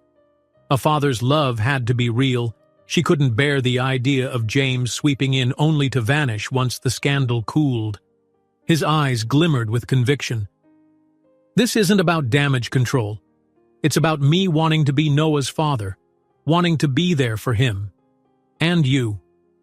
I know it might be hard to believe, considering we've been apart for so long." Her throat constricted with emotion. "I do want you in his life," she admitted, her voice trembling. "But you've missed 6 years. He's not used to having a dad. We have to be gentle with him." A soft warmth spread in James's eyes. "I promise I'll go at his pace, whatever you think is best. I'm not here to rip him from the life you've built." Relief unfurled in her chest, although anxiety lingered. "Thank you," she whispered. "We'll figure it out, together." A faint smile curved James's lips. He reached across the small table, offering his hand. After a moment's hesitation, she placed her palm against his. The contact felt simultaneously comforting and fraught with unspoken possibilities. A swirl of memory tugged her back to the night they first met. Two young souls sharing laughter and fleeting promises. Now they were older, weighed by responsibilities, yet a spark still existed where their hands met. He cleared his throat softly, as if to break the tension. "You should get some rest. Tomorrow's going to be another long day." She nodded, removing her hand from his. "You're right. And you should leave before this turns into a bigger risk." They both stood, trading regretful glances. Without words, James stepped to the door. His eyes flicked over the small apartment once more, landing briefly on the closed bedroom door where Noah slept. Then he returned his gaze to her. "Thank you for letting me in," he said quietly, hand on the doorknob. "I'll call you." Olivia just nodded, her heart pounding. "Good night." He slipped out into the dim hallway and she locked the door behind him, leaning against it. The magnitude of everything he'd said pressed against her chest.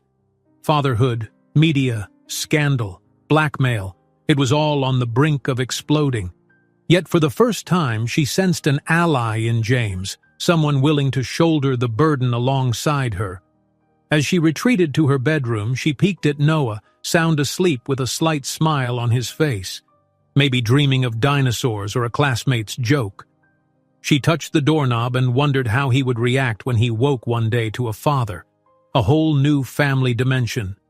A twinge of hope rose in her, tempered by the knowledge that storms often grew fiercest just before dawn. At that very moment, 2 blocks away, James climbed into a sleek black sedan. The driver offered a polite nod. As the car glided into the street, James's phone buzzed once again, a hidden number. He stared at it for a second, jaw set, before pressing to accept the call. A distorted voice crackled on the line. "You're taking your time, Harrington. Maybe we'll have to escalate." James forced his voice calm. "I don't respond to threats.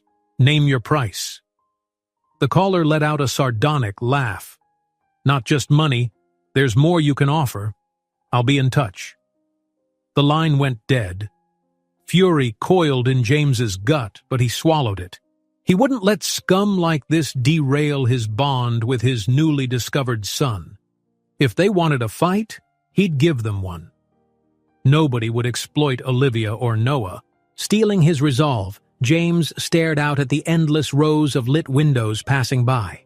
The city was filled with watchers and schemers, but he intended to protect what mattered most, even if it meant waging a private war. Tomorrow would bring new challenges, but for the first time in years he felt a purpose beyond boardrooms and profit margins. He was a father now, and fatherhood changed everything. The next morning brought a persistent drizzle that slicked the sidewalks and bathed the city in a muted gray light. Olivia stood at the kitchen counter in her small apartment, stirring oatmeal for Noah before school. The gentle clank of the spoon against the pot did little to soothe her nerves. Her phone lay on the table, and every buzz or ring made her heart jolt. Each notification might bring a fresh crisis, a new twist in this precarious dance with the media. "Mommy?" Noah called from the living room, sounding hopeful. "Do I have time to watch cartoons?" She glanced at the clock. "Just 10 minutes, okay? Then we have to leave." Noah smiled, bouncing off to the small TV set. From the kitchen, Olivia watched him settle onto the couch, hugging a dinosaur plush. Even simple requests like cartoons felt tinged with extra meaning now. How long before curious reporters or photographers disrupted their normal life? Her phone buzzed and she set aside the ladle. She inhaled, steeling herself, then picked it up.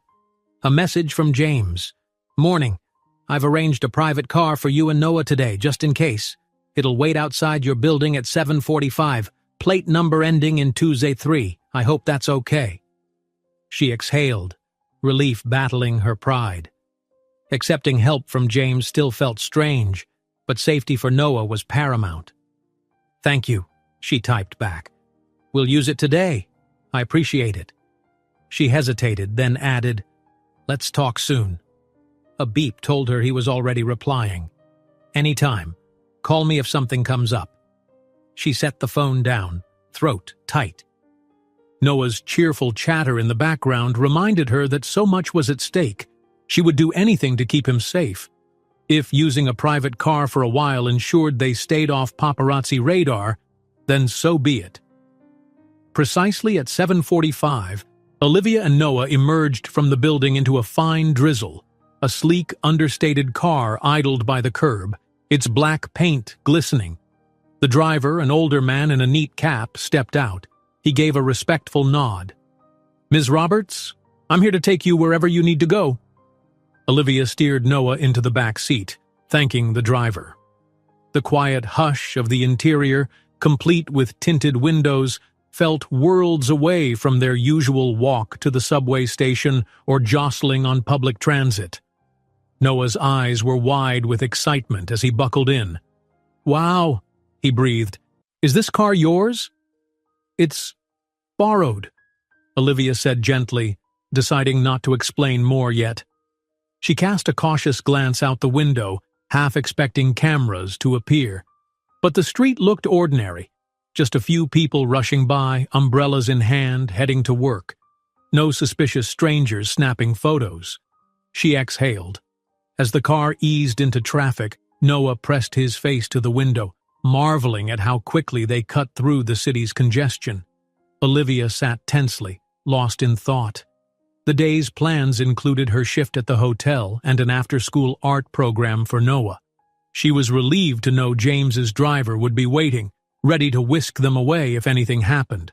Part of her felt guilty for letting James shoulder the cost.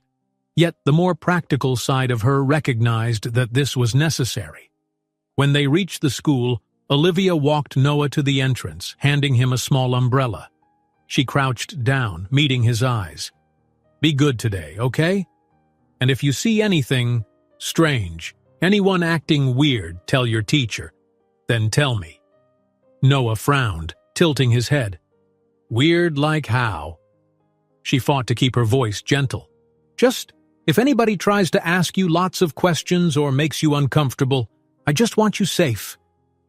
His little eyebrows scrunched in confusion, but he nodded. "Okay, Mommy." Watching him blend into the throng of energetic kids tugged at her heart. She lingered outside a moment longer, scanning the street for any sign of lurking reporters. The drizzle dampened her hair, and the tip of her nose felt cold. Finally, she returned to the waiting car, giving the driver her workplace address. Through the rear window, the city blurred and her stomach churned with an uneasy mix of gratitude and dread. How long until the other shoe dropped? At the Empire Crown, James was already in a private conference room finalizing a video call with his legal team. Documents were spread across the table. NDAs, press statements, letters from tabloids. His attorneys reported they'd successfully suppressed a few gossip column stories in exchange for small, undisclosed payments. But the blackmailer remained elusive. "Money isn't the main objective for them," the lead attorney concluded. "They want leverage, possibly to push you into something else." James's frustration simmered. "Keep searching. I won't be extorted." When the call ended, he leaned back in his chair, pinching the bridge of his nose. Stress hammered at his temples. He hated this powerless feeling, particularly when it came to Olivia and Noah's well-being. Was it naive to think he could shield them entirely? Perhaps. But giving up wasn't an option. A soft knock on the door broke his reverie. One of his personal assistants peeked in. "Sir, Ms. Roberts is on her shift in housekeeping. Would you like me to set a private meeting space?" James hesitated. Encountering Olivia in the corridors risked raising suspicion. Yet they needed to talk. "Yes," he decided, standing. "But be subtle. She and I can meet in the manager's office on the 12th floor. Clear the area for, let's say, after lunch rush." The assistant nodded, stepping away with efficient briskness. James straightened his suit jacket in the mirror, eyeing his reflection with a seriousness that felt foreign even to him. So much had changed in mere days. An entire hidden corner of his life had burst into view. Yet beneath the tension, a steadfast determination fueled him. He owed Olivia and Noah more than half measures. Whatever it took, he'd do it. Olivia was in the midst of swapping out towels in a deluxe suite bathroom when her manager discreetly summoned her through the staff radio. "Ms. Roberts, please come to the 12th floor manager's office at noon. VIP request." Her heart fluttered. VIP request. It had to be James. Quickly finishing her tasks, she tidied her cart, making sure no colleague would note her anxiety. By the time she exited the service elevator on the 12th floor, her palms were damp with apprehension. The corridor was unusually quiet. She followed the signs to an office tucked at the end of a short hallway. A lone staffer outside gave her a polite nod, then stepped away, leaving her to knock softly on the door. James's voice invited her in. She slipped inside to find him standing near a small window, arms crossed. The tension on his face melted slightly at the sight of her. She closed the door, turning the lock. "Thank you for coming," he said quietly. She noted the neat little office space with a functional desk and chairs, plain walls free of decor. Certainly not the grandeur of his penthouse suite. "I only have a short break," she admitted, "but I'm glad you summoned me. I've been worried too." He motioned for her to sit. She did, resting her hands in her lap, while he lowered himself into the chair across the desk. A hush fell over them, the fluorescent ceiling light a far cry from the atmospheric glow of a high-end lounge. Still, this small office offered privacy, which they desperately needed. Leaning forward, James spoke in a hushed tone. "My lawyers managed to quash some gossip pieces, but the bigger threat remains. The blackmailer refuses to reveal themselves. They hinted at wanting me to influence certain business deals, or they'll release photos and more." Olivia's stomach lurched. Business deals? They're using your private life to extort corporate favors? He nodded, jaw set.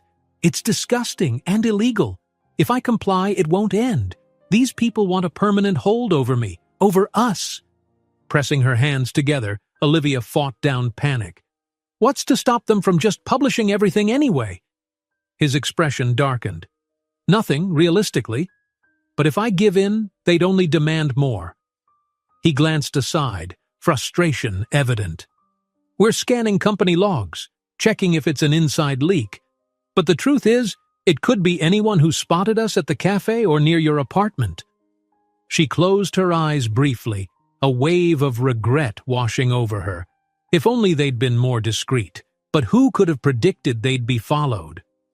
So what do? He exhaled, tension coiling. One option is going public ourselves, releasing a statement on our terms. But that would invite the press to dig deeper, and Noah could become a target. She swallowed, her throat dry. I don't want him in headlines, James. His expression softened. Neither do I. Another option is to weather the storm. Stay quiet, let them bark, and see if they actually publish anything. My attorneys say we could handle it case by case. If photos appear, we serve a cease and desist. If interviews pop up, we shut them down. It might become a constant whack-a-mole game. Weariness tugged at Olivia. That sounds exhausting. I know. He reached across the desk, covering her hand with his.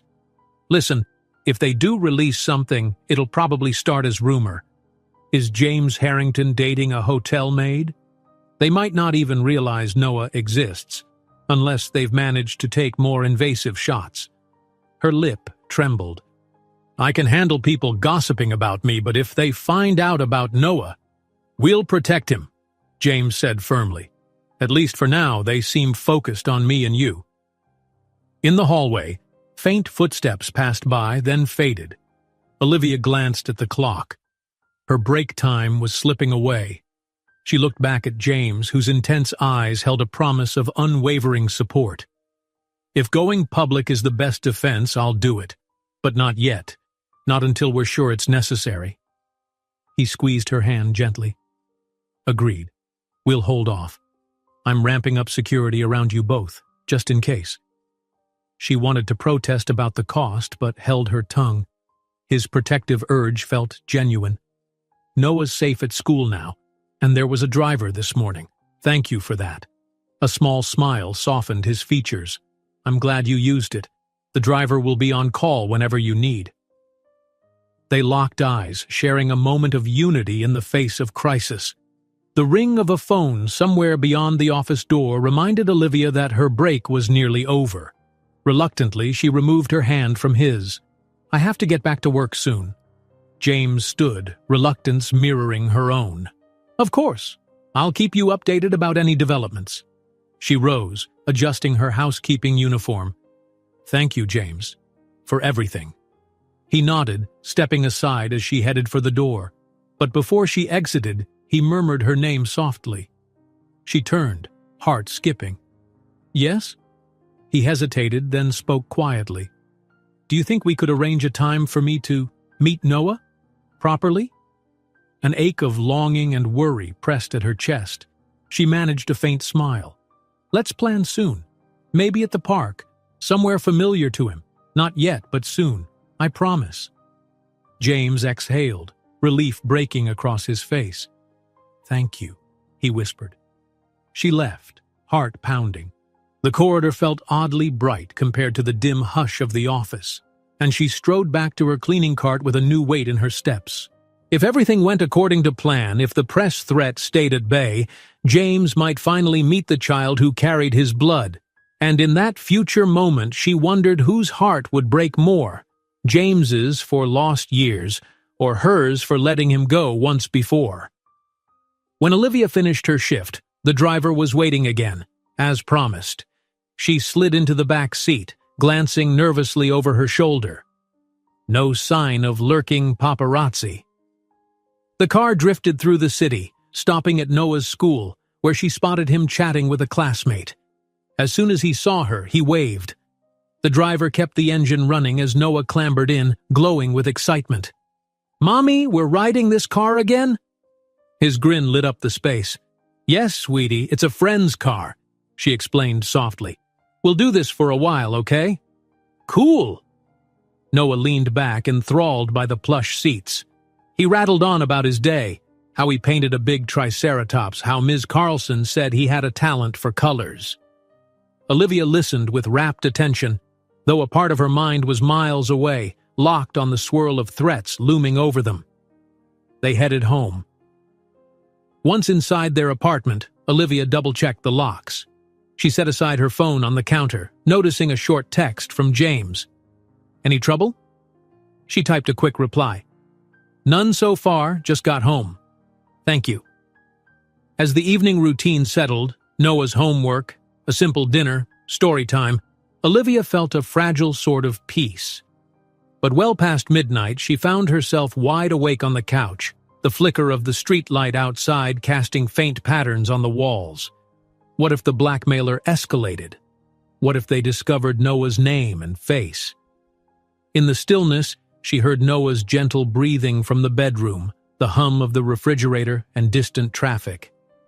She recalled the promise she and James had made, "We'll do this together." Somehow, the thought of facing this crisis hand in hand was less terrifying than facing it alone.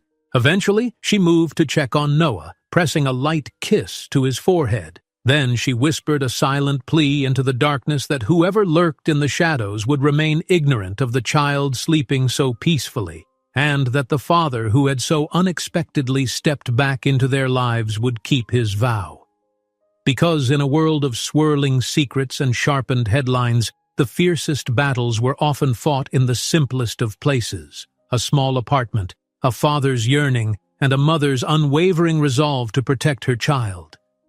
Dawn broke under a pale sky dotted with restless clouds.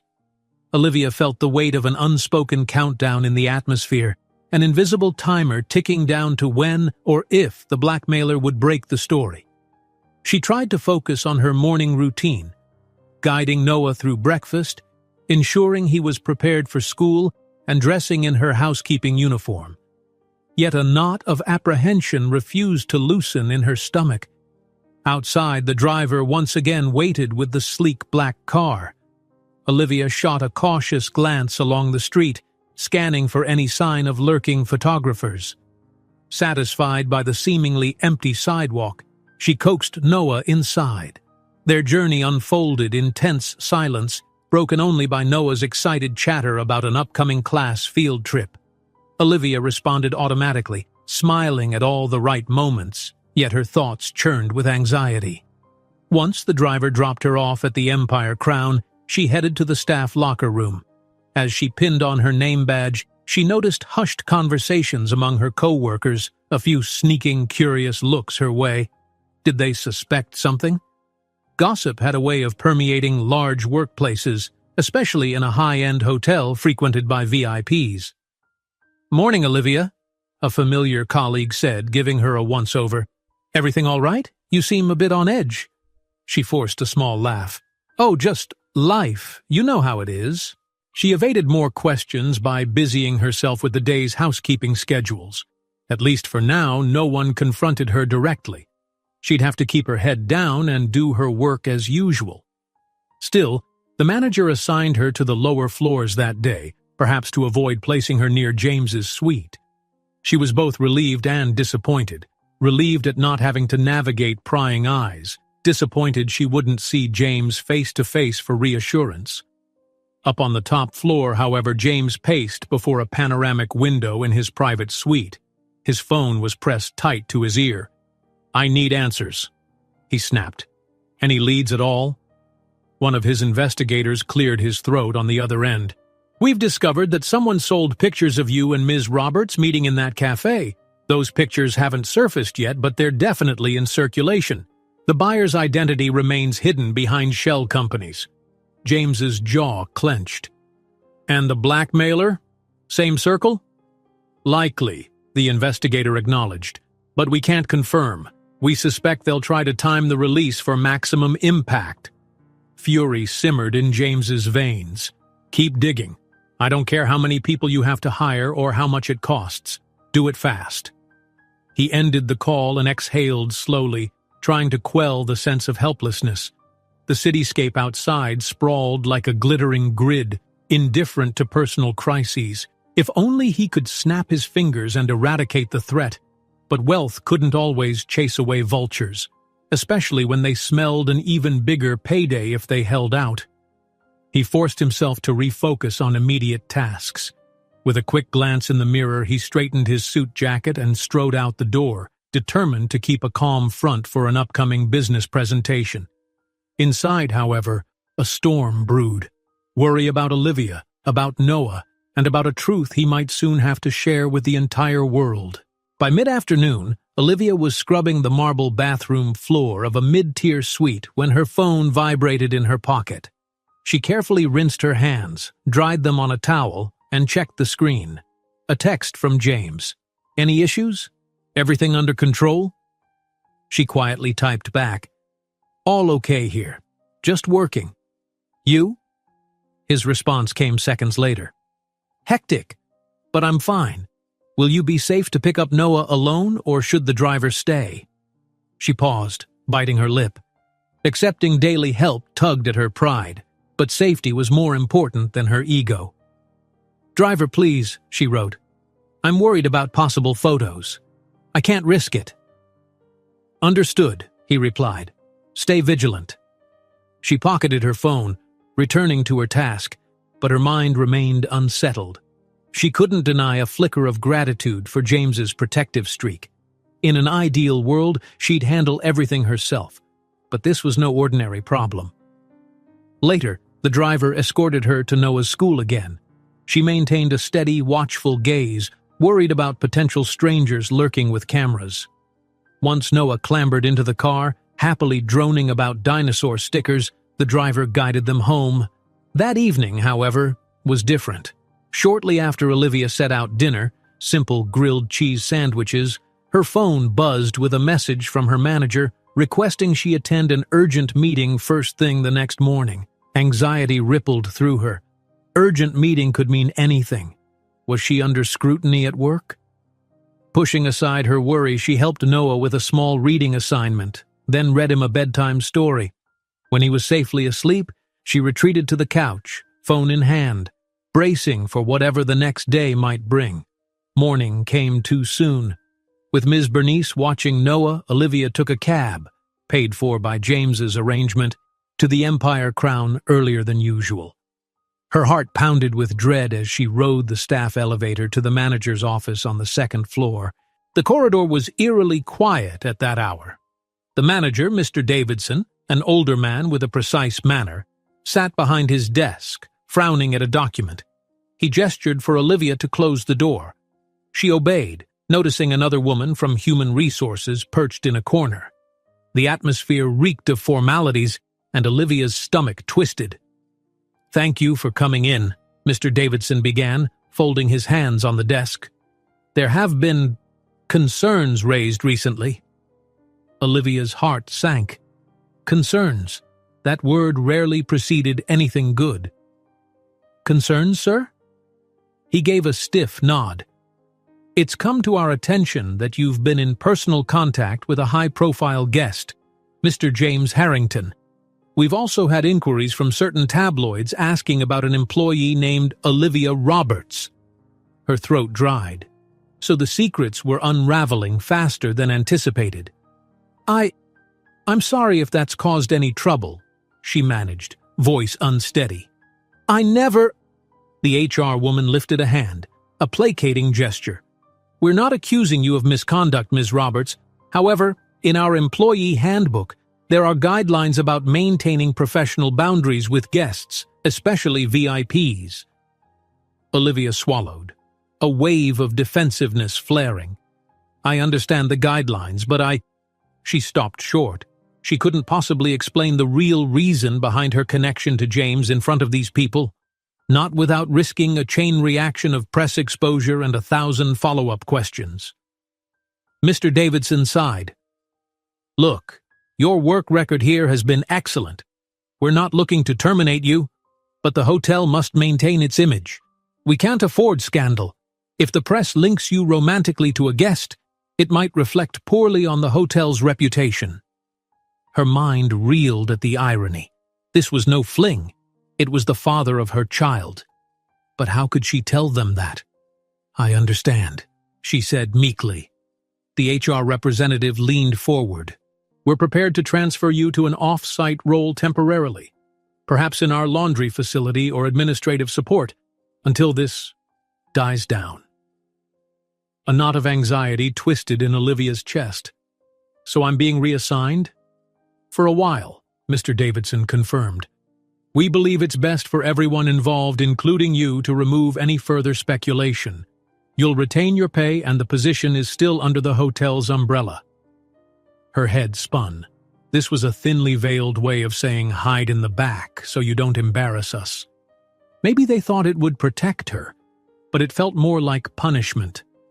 Yet Olivia sensed she had no choice. Arguing would only draw more scrutiny, possibly cost her the job she desperately needed. She forced her voice steady. "All right, I'll accept the transfer." Mr. Davidson exhaled, relieved. "We'll finalize details by tomorrow. In the meantime, you can finish your housekeeping shift today, then report to HR for instructions." She nodded numbly, standing to leave. The HR woman offered a tight smile as if to say sorry, but that's business. Escaping into the hallway, Olivia felt a cold wave of humiliation and frustration. She hustled past curious co-workers, pretending not to see their inquisitive glances. The irony burned. She had done nothing wrong. All she had was a connection no one could understand, one that bound her to a man whose world cast a punishing spotlight. James was mid-conference call when he saw a message from Olivia. "They're transferring me off-site. We need to talk." His gut clenched. Immediately he ended the call, telling the perplexed corporate partners he had an urgent matter to attend to. He reached for his phone, stepping into a quiet corner of the corridor. Dialing Olivia, he listened to it ring until her shaky voice answered. "James?" "What happened?" he demanded, voice low, scanning for anyone eavesdropping. She recounted the manager's words, her reassignment, the implied scandal. Rage flared in James's chest. "That's absurd. They can't punish you for having a personal life. I'll talk to them." "Don't," Olivia pleaded. "It'll only confirm their suspicions if you intervene. They'll say I asked you to pull strings or something. I can't lose this job, James." He closed his eyes, forcing composure. "All right, if that's what you want. But I hate that they're doing this to you." She exhaled a soft, humorless laugh. "Welcome to my reality." His heart twisted. "Is there anything I can do?" She hesitated. "Just help me figure out what we do next about the press. If they find out more and see I've been transferred, it'll fan the flames." James nodded, jaw tight. "Then we move swiftly. My team can craft a narrative, but we still need to keep Noah out of it. Let's meet tonight? Somewhere safe?" "All right," she agreed. "After I pick Noah up, Ms. Bernice can watch him again. Text me when you have a plan." They said goodbye, tension thick in the silence that followed. James clenched his phone, anger simmering. He would not let the hotel treat Olivia as though she were some disposable employee. Nor would he allow rumors to dictate their lives. If his name carried weight, perhaps it was time to use it strategically, if only to protect her, though he'd respect her wish not to intervene directly with her boss. That evening, Olivia found herself waiting in a discreet booth of a dimly lit bistro James had chosen. She'd left Noah safe with Ms. Bernice, took the private car to a side entrance, and slipped in unnoticed. Her nerves thrummed. She was about to conspire with a billionaire on how to manipulate public perception. It felt surreal. James arrived a few minutes later, a subdued yet determined set to his shoulders. After greeting her with a gentle touch to her elbow, he slid into the booth opposite her. Candlelight flickered over the table, casting wavering shadows. "Thank you for meeting me here," he murmured, voice hushed. "I've checked. No paparazzi in sight. At least not yet." She nodded, her pulse skittering. "That's good." A waiter approached, but James waved him off politely, ordering just water for them both. Once alone, he leaned in, eyes serious. "First, I'm sorry about your job transfer. It's unfair." Her jaw tightened. "I can't fight it. I need the income."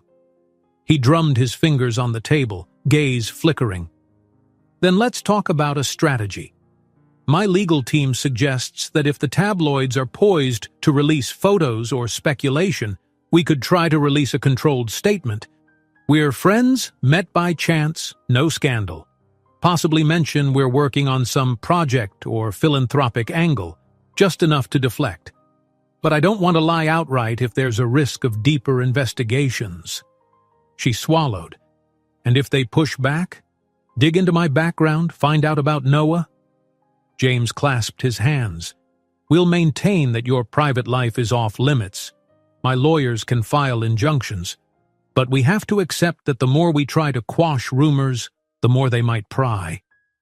Her eyes stung with tears she refused to let fall. "So we're stuck. Either hide or feed the beast." He reached across to gently grasp her hand. "We can't fully hide, but we can starve the beast. Give them something bland, not worth chasing.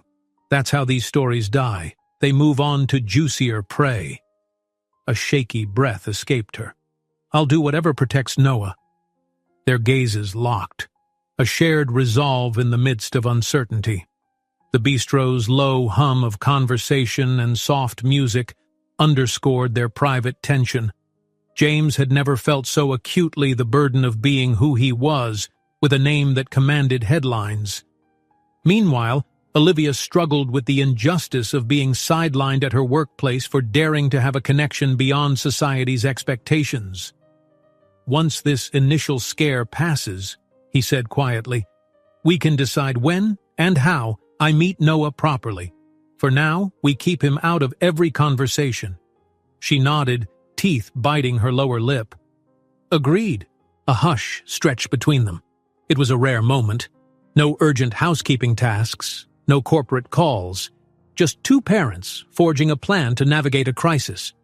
Overhead, the dim pendant light cast a warm glow that caught the flicker of emotion in Olivia's eyes. Quietly, James said, "I keep thinking about the day I finally talk to him. I imagine what he'll say, if he'll even want me around. I've missed so much." A pang lanced through Olivia's chest. "He's a sweet boy, James. Curious, full of love. But he might need time to understand who you are. To him, the idea of a father is just stories." He nodded, sorrow etched in his features. "Stories I should have been part of, from the beginning." Gently, she squeezed his hand. "We can't change the past, but we can decide how we go forward." They exchanged a tender moment of understanding before practical matters reclaimed them. They spent the next half-hour refining their approach, brainstorming how to confirm a benign friendship narrative if pressed. Neither liked lying, but a half-truth might be necessary to guard Noah's identity. Eventually, James glanced at the time. "I should get you back," he said softly, signaling the waiter for the check. "It's late and Bernice can't watch Noah forever." They stood, a quiet tension coiled between them, something deeper than mere conversation. Outside, the night air clung with a slight chill. The driver waited at the curb, headlights illuminating the damp sidewalk. Olivia wrapped her coat tighter around herself, turning to James. "Thank you," she said, "for tonight, for helping me figure it out." He rested a hand gently on her shoulder. "We're in this together, Olivia." A fleeting ache to hug him rose in her, but she resisted, mindful of any passing camera. Instead, she managed a small, grateful smile, then slipped into the back seat. Through the window, she watched James stand there, solemn, until the car merged into the flow of traffic and he was lost from sight.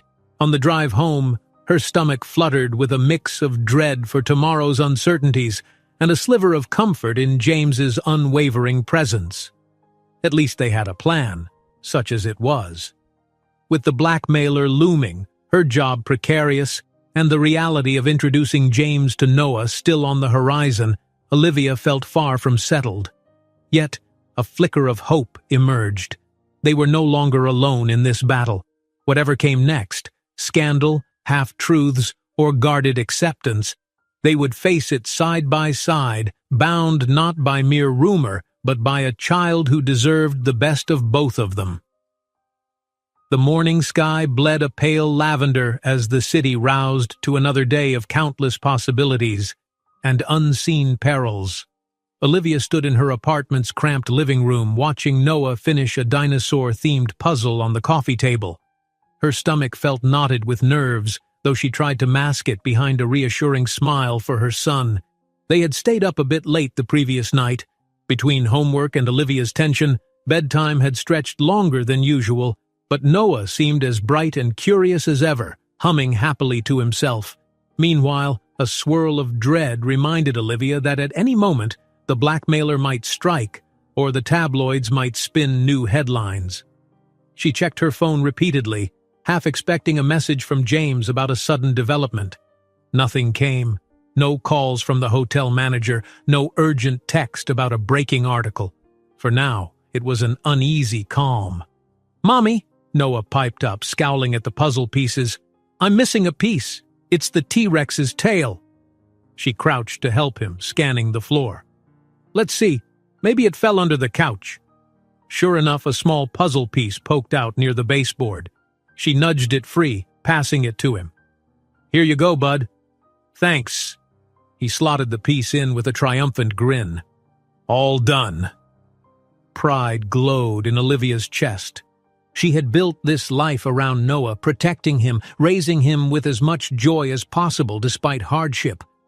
Now that James knew of his son's existence, the vision of their future had changed forever. Yet beneath the fear of exposure, she felt the stirrings of relief that she no longer carried the burden alone.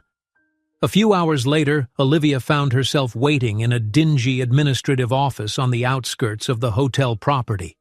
Her reassignment was made official that morning, and she'd been directed to report here, a far cry from the bustling corridors and polished suites she was used to. Flickering fluorescent lights made the small, windowless room feel claustrophobic. Stacks of old files and cleaning schedules occupied metal shelves. A supervisor droned on about her new tasks. She'd handle laundry inventories, data entry, and occasional supply runs to various sister properties. It was stable work, but a demotion in spirit, if not in pay. She nodded mechanically, pen scribbling notes. While the supervisor stepped away, her phone vibrated. She shot a quick glance around before checking the screen. "James. Hope you're okay. I'm dealing with more behind the scenes. Might have news soon. Hang in there." Warmth filled her chest at the simple encouragement. "Thank you. I'm at the new department now," she replied, keeping my head down. She closed the phone, inhaling to maintain composure. "At least I still have a job," she reminded herself, even if it felt like an exile from the place she'd begun to call her own. The afternoon trickled by in tedious tasks, logging laundry orders, reorganizing supply records. Olivia's eyes burned from the computer screen's glare. She missed the liveliness of housekeeping, the sense of motion, even if it was physically tiring. Here, the hours dragged, her mind spinning with what-if scenarios about tabloids or blackmailers. Finally, her shift ended. With anxious relief, she gathered her things and left the building, bracing for potential cameras. She spotted James's hired car at the curb. The driver offered a polite nod, and she slipped into the back seat. No suspicious strangers lurked with cameras, at least none she could see. "School?" the driver asked, confirming her usual routine. She nodded, hugging her purse to her chest. "Yes, please." They wove through congested streets until the car halted outside Noah's small school building.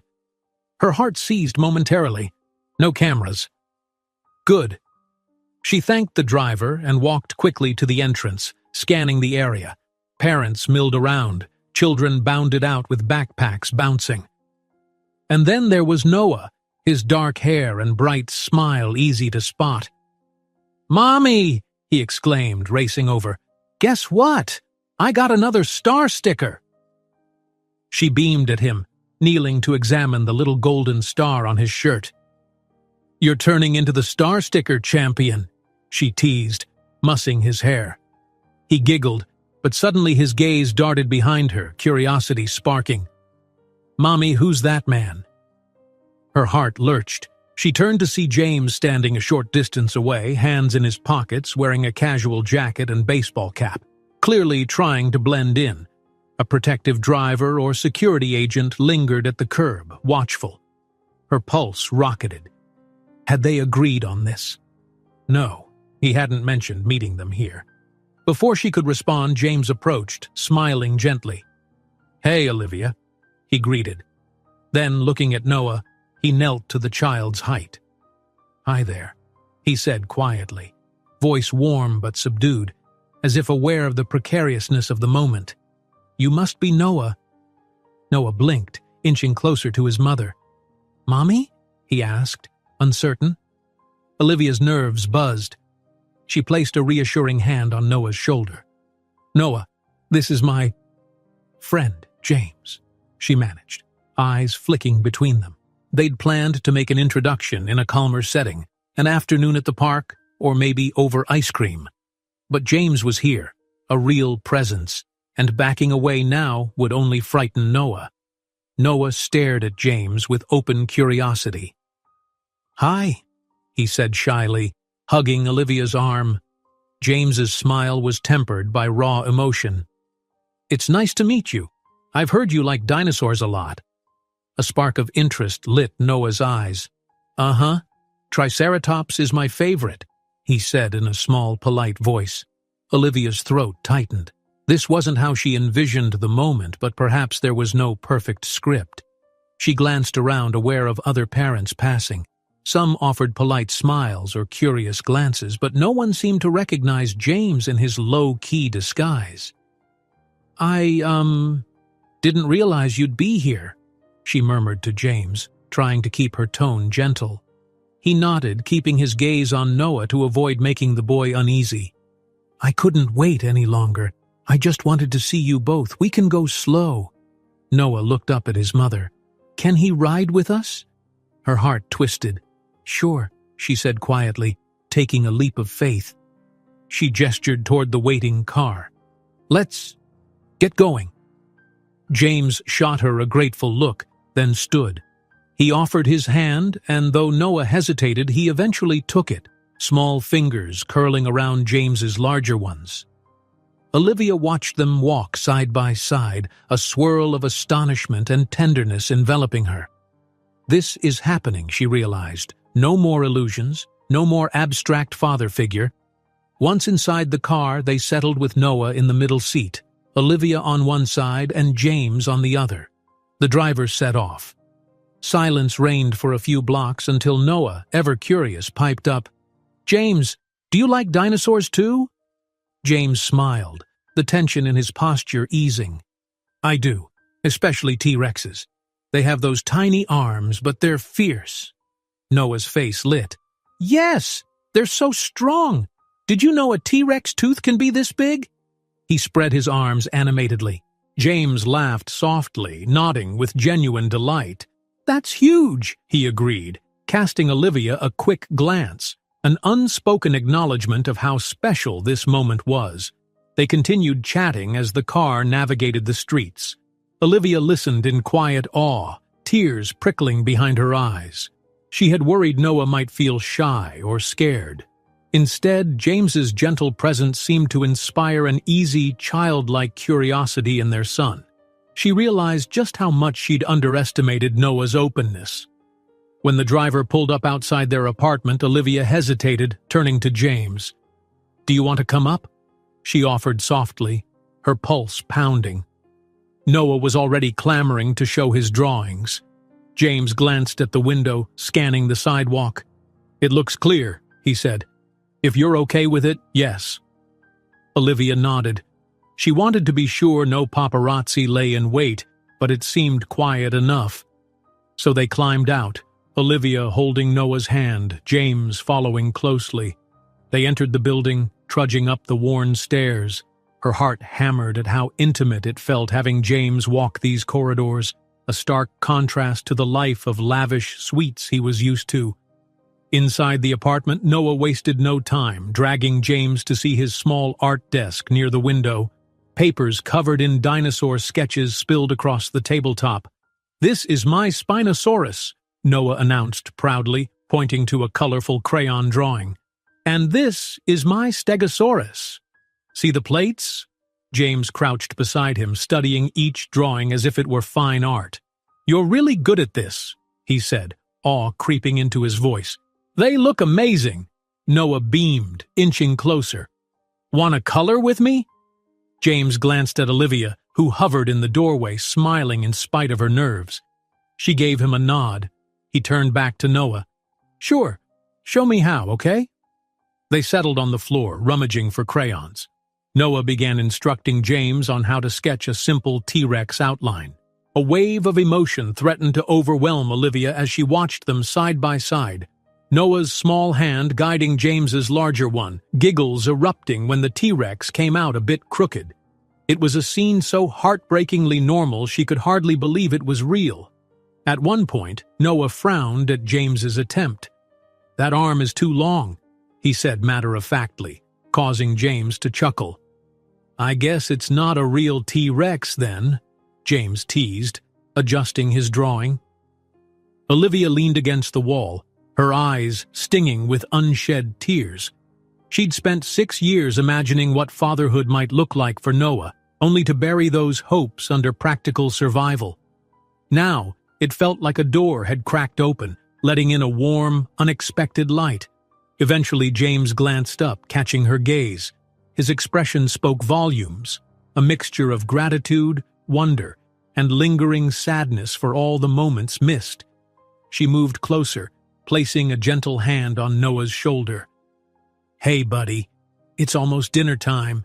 Maybe James can stay for a bit." Noah's eyes widened. "Yeah, we can show him the puzzle and my dino books." James looked to Olivia for confirmation, and she answered with a hesitant yet affirming nod. "We can do that. Just for a while," she said softly, the subtext clear. This was a first step. Not a grand unveiling of paternal identity, but for now it was enough. They moved to the living area. Olivia prepped a quick meal while James and Noah reviewed the finished T-Rex drawing, engaging in more dinosaur banter. The entire apartment felt different, lighter, filled with a collective curiosity and cautious joy. When plates of simple spaghetti were ready, they gathered around the small kitchen table. Noah chattered away, bouncing from topic to topic. James asked gentle questions, soaking up every detail like a starving man tasting food for the first time. Olivia joined in, her voice trembling occasionally from the emotional weight of it all. Halfway through dinner, Noah paused mid-bite. "James, are you going to come back again?" he asked, innocence shining in his eyes. James set down his fork, glancing at Olivia for guidance. She swallowed hard, sensing the importance of his next words. "I hope so," James said, voice earnest. "But only if it's okay with your mom."